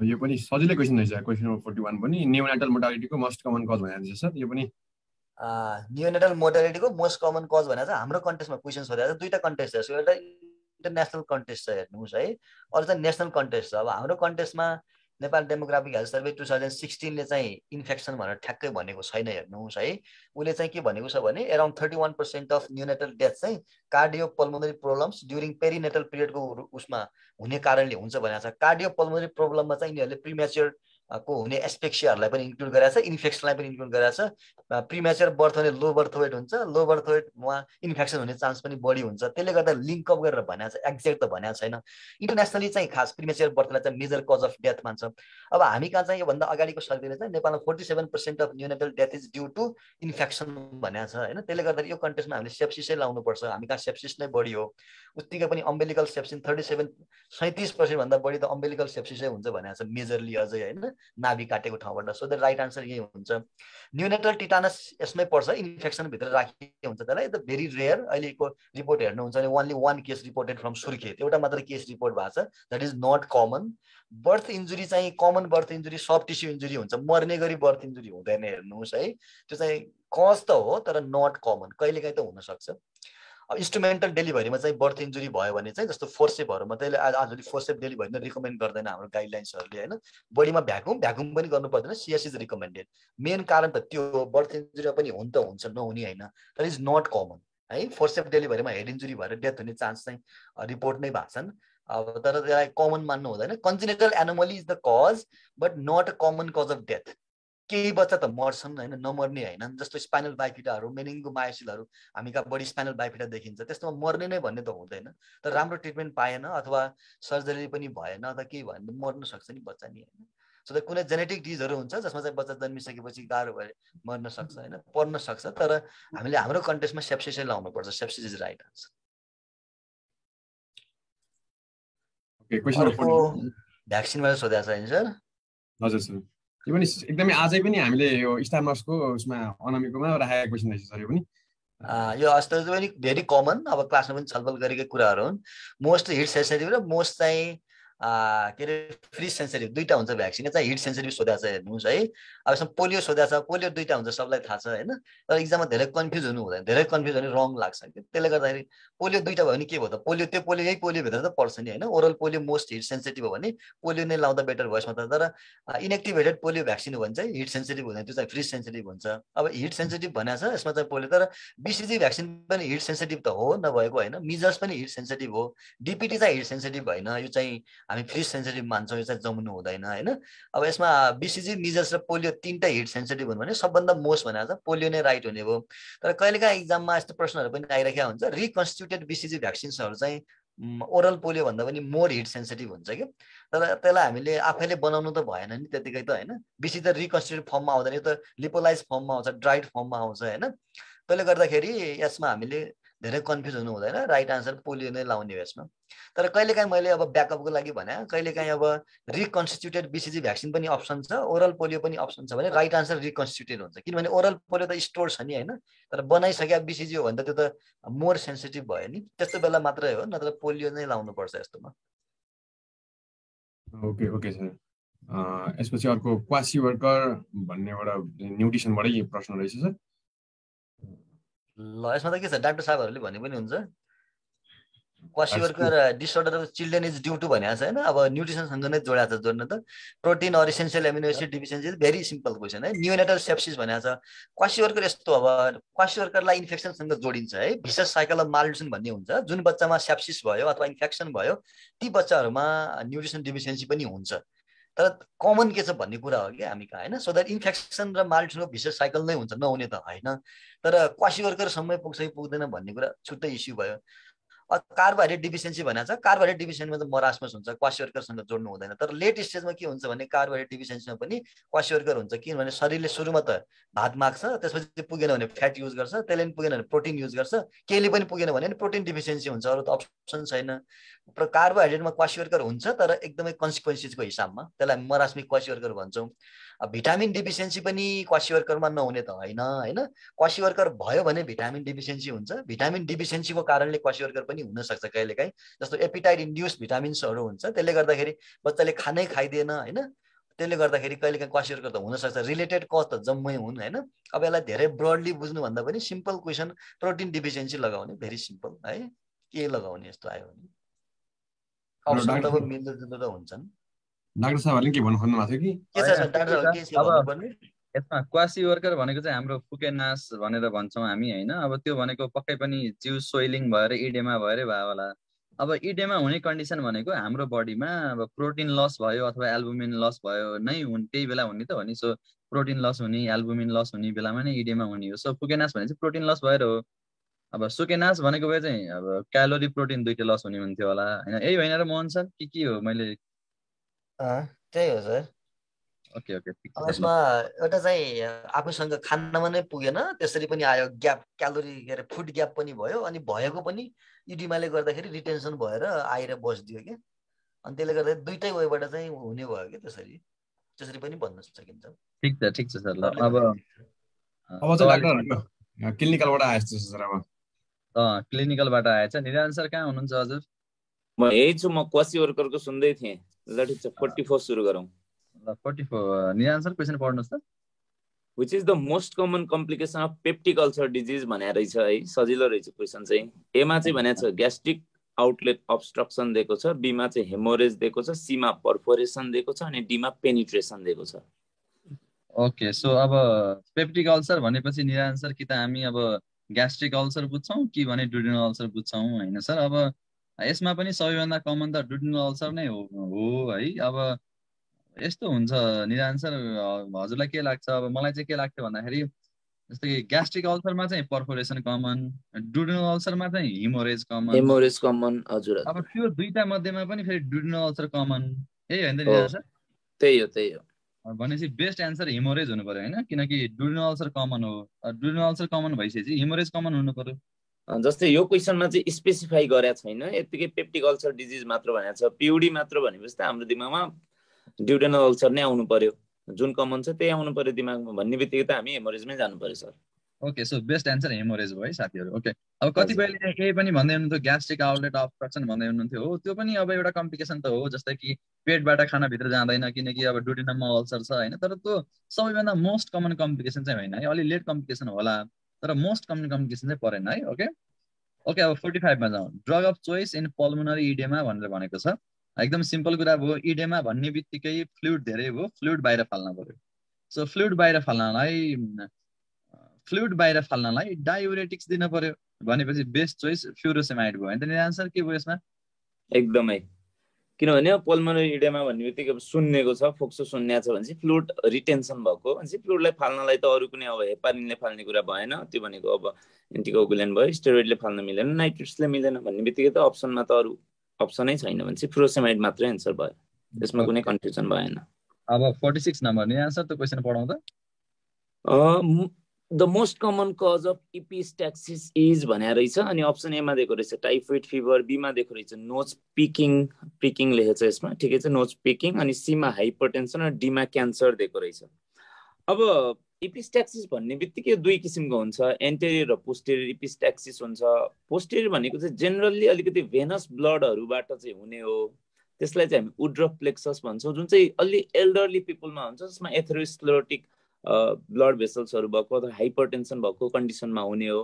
तर त्यो पोस्टेरियर इपिस्ट्याक्सिस भन्दा चाहिँ बढी कमन चाहिँ हाम्रो एन्टेरियर इपिस्ट्याक्सिस हुन्छ, जुन हाम्रो नेजल सेप्टमको अलि तल अगाडिको भागमा हुन्छ, एन्टेरो इन्फेरियर पार्टमा हुन्छ। अनि त्यहाँ चाहिँ एउटा हाम्रो आर्टेरियल ब्लड भेसल्सहरूले एउटा सानो प्लेक्सस बनाएको हुन्छ, त्यो सानो हुन्छ, त्यही भएर त्यो एरियालाई हामी लिटल्स एरिया भन्छौँ। अनि त्यो प्लेक्ससलाई चाहिँ हामी केसलब्याक्स प्लेक्सस भन्छौँ।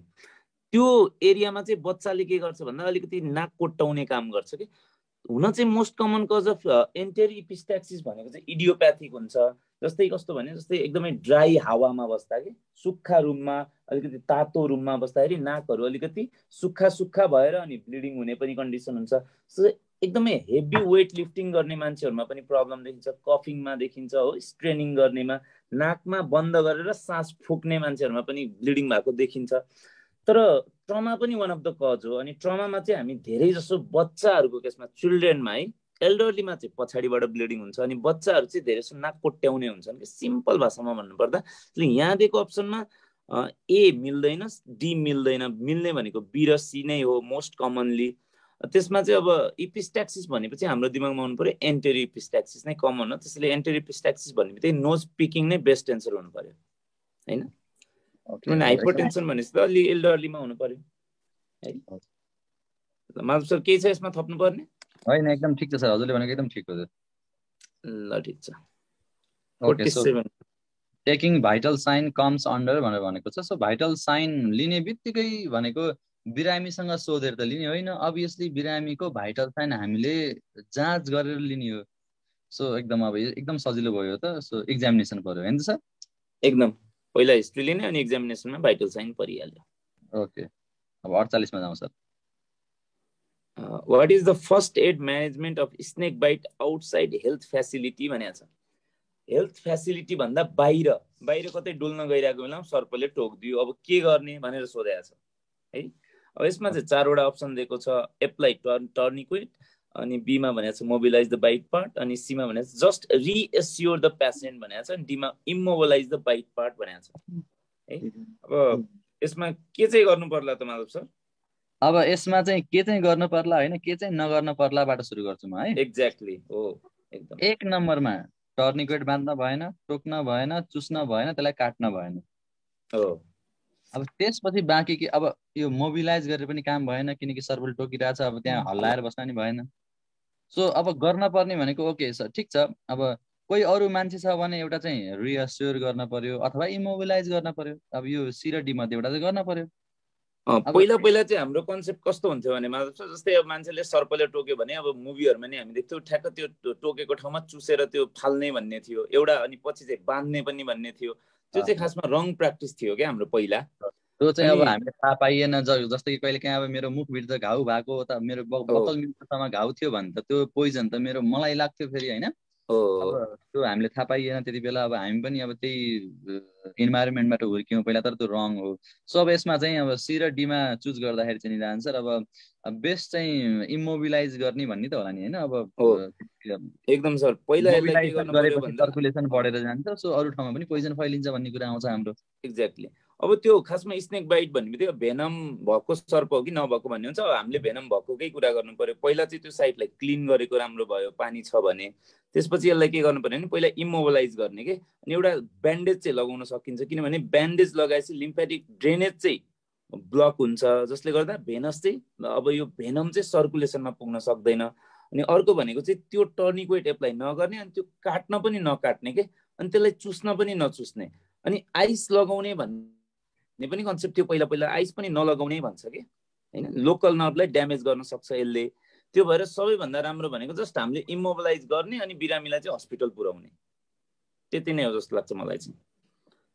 ओके, यहाँ अरू साथीहरूले चाहिँ रिएस्योर किन हुँदैन सर, सी किन हुँदैन भन्नुभएको छ होइन।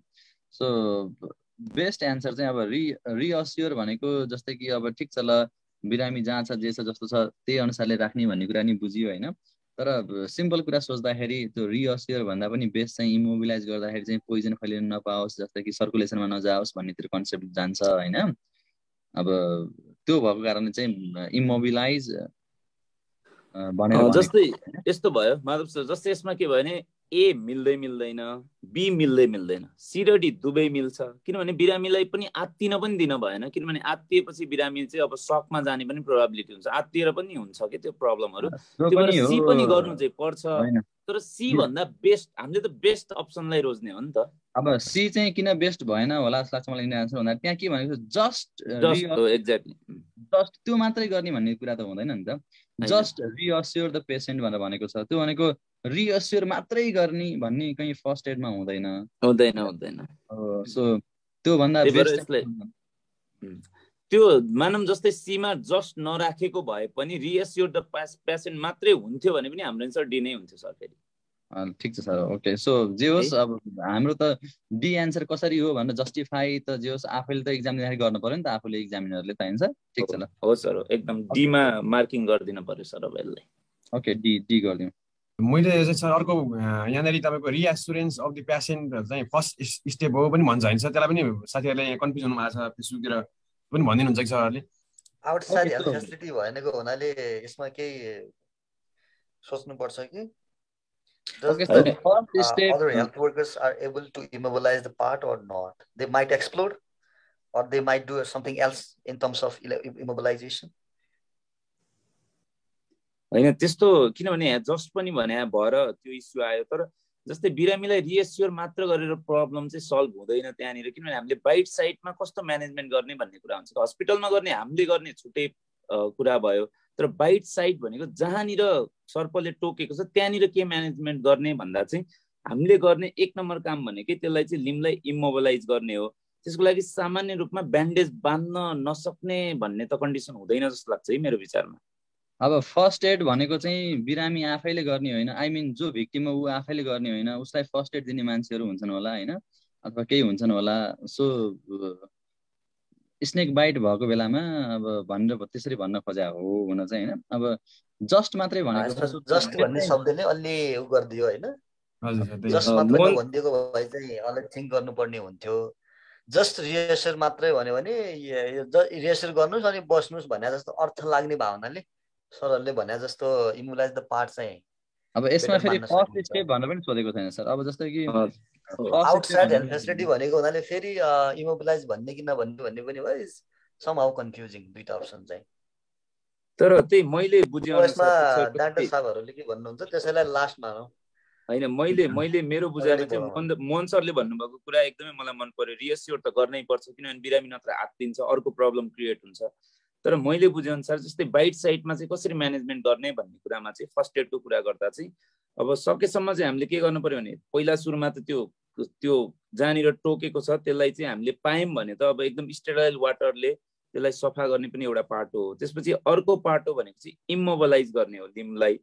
टर्निङ पोइन्ट बाँध्ने, त्यो ठाउँलाई काट्ने अनि त्यसलाई त्यो सक गर्ने त्यस्तो कुरा त गर्न मिल्दैन। आइस पनि नलगाउनु भन्छ, किनभने आइस लगायो भने चाहिँ अब लोकल नर्भहरू ड्यामेज हुन्छ। यो कुनै पनि पार्टहरू हेर्दाखेरि अब ए र बी त मिल्ने चान्स नै भएन। अब सी पनि अलिकति मेरो विचारमा दुवै मिल्छ सी र डी, तर म चाहिँ डीलाई प्रिफर गर्छु जस्तो लाग्छ मलाई चाहिँ, किनभने मेरो विचारमा चाहिँ अब सबैले आफ्नो आफ्नो विचार राख्न त पाइयो। ओके सर, यसलाई अलिलाई डी नै मानौँ त सरले भनेको। यसमा सब एक्सप्लोर गरौँला नि के छ अरे, एकचोटि फेरि म्यानेजमेन्ट गाइडलाइन पनि छ, त्यहाँ पनि हेरौँला के अब त्यो म्यानेजमेन्ट गाइडलाइनको कुराहरू चाहिँ मोहन सरले हामी सबै त छौँ नि, एकचोटि यसलाई मोहन सरले कन्फर्म गरिदिनु न है पछि। हुन्छ सर, पछि पनि छलफल गरौँला, के छैन। म national snake bite management guideline छ पेरिफेरल लेभलको, त्यसमा के भने रहेछ त्यो पनि खोजेर पछि पनि सल्लाह गरौँला। अहिलेलाई डाक्टर साहबले भनेको नै राइट मानौँ। जस्ट भन्ने शब्दले चाहिँ यही नै हुनुपर्छ भन्न चाहिँ मिल्दैन। रिएस्योरेन्स मात्र भइदियो भए त लगाउनु सक्नुहुन्थ्यो। जस्ट रिएस्योर मात्र भनेको छ, यसले के हो भने अरू सबै चिज छोड रिएस्योर गर्दै बस भने जस्तो अर्थ पनि लाग्यो कि, सो द्याट डी नै लाउँ अहिले चाहिँ। ठिकै सर, फेरि यसलाई छलफल गरौँला नि सर, के नै छ र, हामीसँगै हुन्छन् होइन, के नै भयो र। ओके ल 49 vomiting is induced in all of the following except भनेको भने छ। अब यसमा चाहिँ सबैमा vomiting इन्ड्युस गराउनुपर्छ, कुनमा चाहिँ नगराउने भन्ने कुरा छ। अब निरञ्जन सर, अब एउटा चाहिँ अभियसली कोरोसिभ पोइजनिङ हो, जस्तै कि जे कुराले गर्दा कोरोजन गराउन सक्छ त्यसमा vomiting गरायो भने चाहिँ झन् अब हार्मफुल इफेक्ट हुन्छ भन्ने हो होइन। अब अर्को चाहिँ केरोसिन भनेर कन्ट्राइन्डिकेसन अफ vomiting भनेर केरोसिन पोइजनिङ भनेर हामीले पहिलेदेखि पढाउँदै आएको अथवा आफूले पनि पढेको कुरा हो, प्र्याक्टिकलमा अप्लाई गरेको कुरा हो। सो केरोसिन पोइजनिङमा चाहिँ vomiting इन्ड्युस गर्न हुन्न भन्ने कुरा हो होइन सर। अब के हजुरले केही भन्न छ सर यसमा अरू अप्सनको बारेमा? मेरो चाहिँ यसमा केही पनि छैन, किनभने केरोसिन नै हो, यसमा कुनै कन्फ्युजन छ जस्तो लाग्दैन। यसमा मोहन सरलाई केही छ कि चाइल्ड इलनेस त्यो सिबिआइएम सिआईमा पनि आउँछ कि पोइजनिङको कुराहरू के छ सर त्यसमा? आइएमसीमा त पोइजनिङ पर्दैन, तर भोमिटिङ इन्ड्युस नगराउने भने कोरोसिभ सर भोमिटिङ इन्ड्युस गराउनु हुँदैन, सिम्पल सरले भने जस्तै। अरू यसमा अर्ग्यानोक्लोराइड, अर्ग्यानोफस्फोरस, साइनाइडहरू कुनै पनि कोरोसिभमा परेन, केरोसिनै पर्छ, पेट्रोलियम प्रोडक्ट त्यही नै राइट मान्नु पर्यो। र चिल्ड्रेन्समा one of the most common poisoning पनि हो यो, त्यसले गर्दाखेरि पनि केरोसिन लाई नै थिङ्क गर्नुपर्छ हामीले। ओके हुन्छ सर, अब 50 मा जाउँ। सो लास्ट क्वेशन पनि हो सर यो चाहिँ। अब 50 मा लास्ट क्वेसन पनि हो। So following patients are prone to develop bed sore भनेर भनेको छ। निरञ्जन सर के छ यसमा भन्न पर्ने? जस्तै अब बेड सोर भन्ने बित्तिकै अब लङ लास्टिङ कति बेरसम्म चाहिँ त्यो प्रब्लम छ भन्ने कुरा बुझिन्छ। जस्तै अब एमा भनेको छ पेसेन्ट अन ट्र्याक्सन भनेको छ।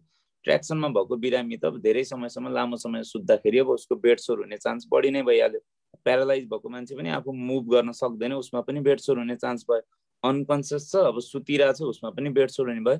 तर टिबी पेसेन्टमा चाहिँ त्यस्तो बेड सोर हुने चान्स अब कमै हुने भयो, किनभने टिबी पेसेन्ट अब सुतिरहने, अब ढाडमै पल्टिरहने भन्ने त खासै हुँदैन। त्यसैले यो चारवटा अप्सन मध्ये चाहिँ तीनटामा चाहिँ बेड सोर बढी नै हुने भयो। टिबीमा चाहिँ अलि प्रोबेबिलिटी मैले कमै देखेँ सर। हो एकदम त्यही हो सर। अब किनकि टिबीको पेसेन्ट त बेडमा सुतिराख्ने भन्ने त हुँदैन। सो प्रेसर सोर अथवा डेकुबिटस अल्सर पनि भन्छौँ हामी होइन, अथवा ट्रफिक अल्सर पनि भन्छौँ। अब त्यो हुने चान्स एकदम कम हो, किनकि प्रेसर पोइन्ट नै कतै पर्दैन, सुतिराख्न पर्ने भयो प्रेसर पोइन्ट पर्छ होइन। सो बेस्ट चाहिँ टिबी नै हो। ठिक छ, सो अब यति नै हो, क्वेसन पनि सक्यो। अब साथीहरूले जे होस् बुझ्नु पनि भयो होला होइन। अब केही कुराहरूमा चाहिँ हामीले अब निचोड निकाल्न पनि खोज्यौँ। ठिकै छ, त्यो बारेमा फेरि भोलि कुरा गरौँला। अब खगेन्द्रजीले के भन्दै हुनुहुन्छ, most common complication of peptic ulcer perforation होइन र सर भनेर भन्दै हुनुहुन्छ। अब खगेन्द्रजी सबैभन्दा कमन अल्सर भनेको डुडेनल अल्सर हो र त्यसमा चाहिँ हिमोरेज देखिन्छ कमन कम्प्लिकेसन, त्यसैले हामीले हिमोरेज भनेर भनेको है। अब ग्यास्ट्रिक अल्सरको मोस्ट कमन कम्प्लिकेसन के भने पर्फोरेसन भन्न मिल्छ, जस्तै कि स्पेसिफाई गरेर ग्यास्ट्रिक अल्सरको सबैभन्दा कमन कम्प्लिकेसन के भने पर्फोरेसन भन्न मिल्छ, किनकि ग्यास्ट्रिक अल्सरमा सबैभन्दा कमन पर्फोरेसन हुन्छ। तर अल्सर मात्रै भनिसकेपछि त मोस्ट कमन त डुडेनल अल्सर हो। सो त्यो भएको कारणले चाहिँ हिमोरेज भनेर भनेको हो। ओके, अब यसमा जस्तै त्यो अघिको क्वेसनमा चाहिँ कस्तो भने अब त्यहाँ दिएको जति सबै नै कम्प्लिकेसन हो कि, खासमा ब्लिडिङ पनि हो, पेनिट्रेसन पनि हो, पर्फोरेसन पनि हो, ग्यास्ट्रिक आउटलेट अब्स्ट्रक्सन सबै नै कम्प्लिकेसन हो। तर बेस्ट के हो छान्नु पर्यो कि हामीले।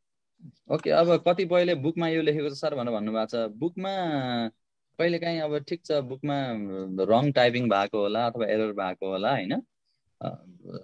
बुकमा जहिले पनि सही हुन्छ भन्ने चाहिँ हुँदैन, त्यो भएको होला, हुन सक्ला होइन।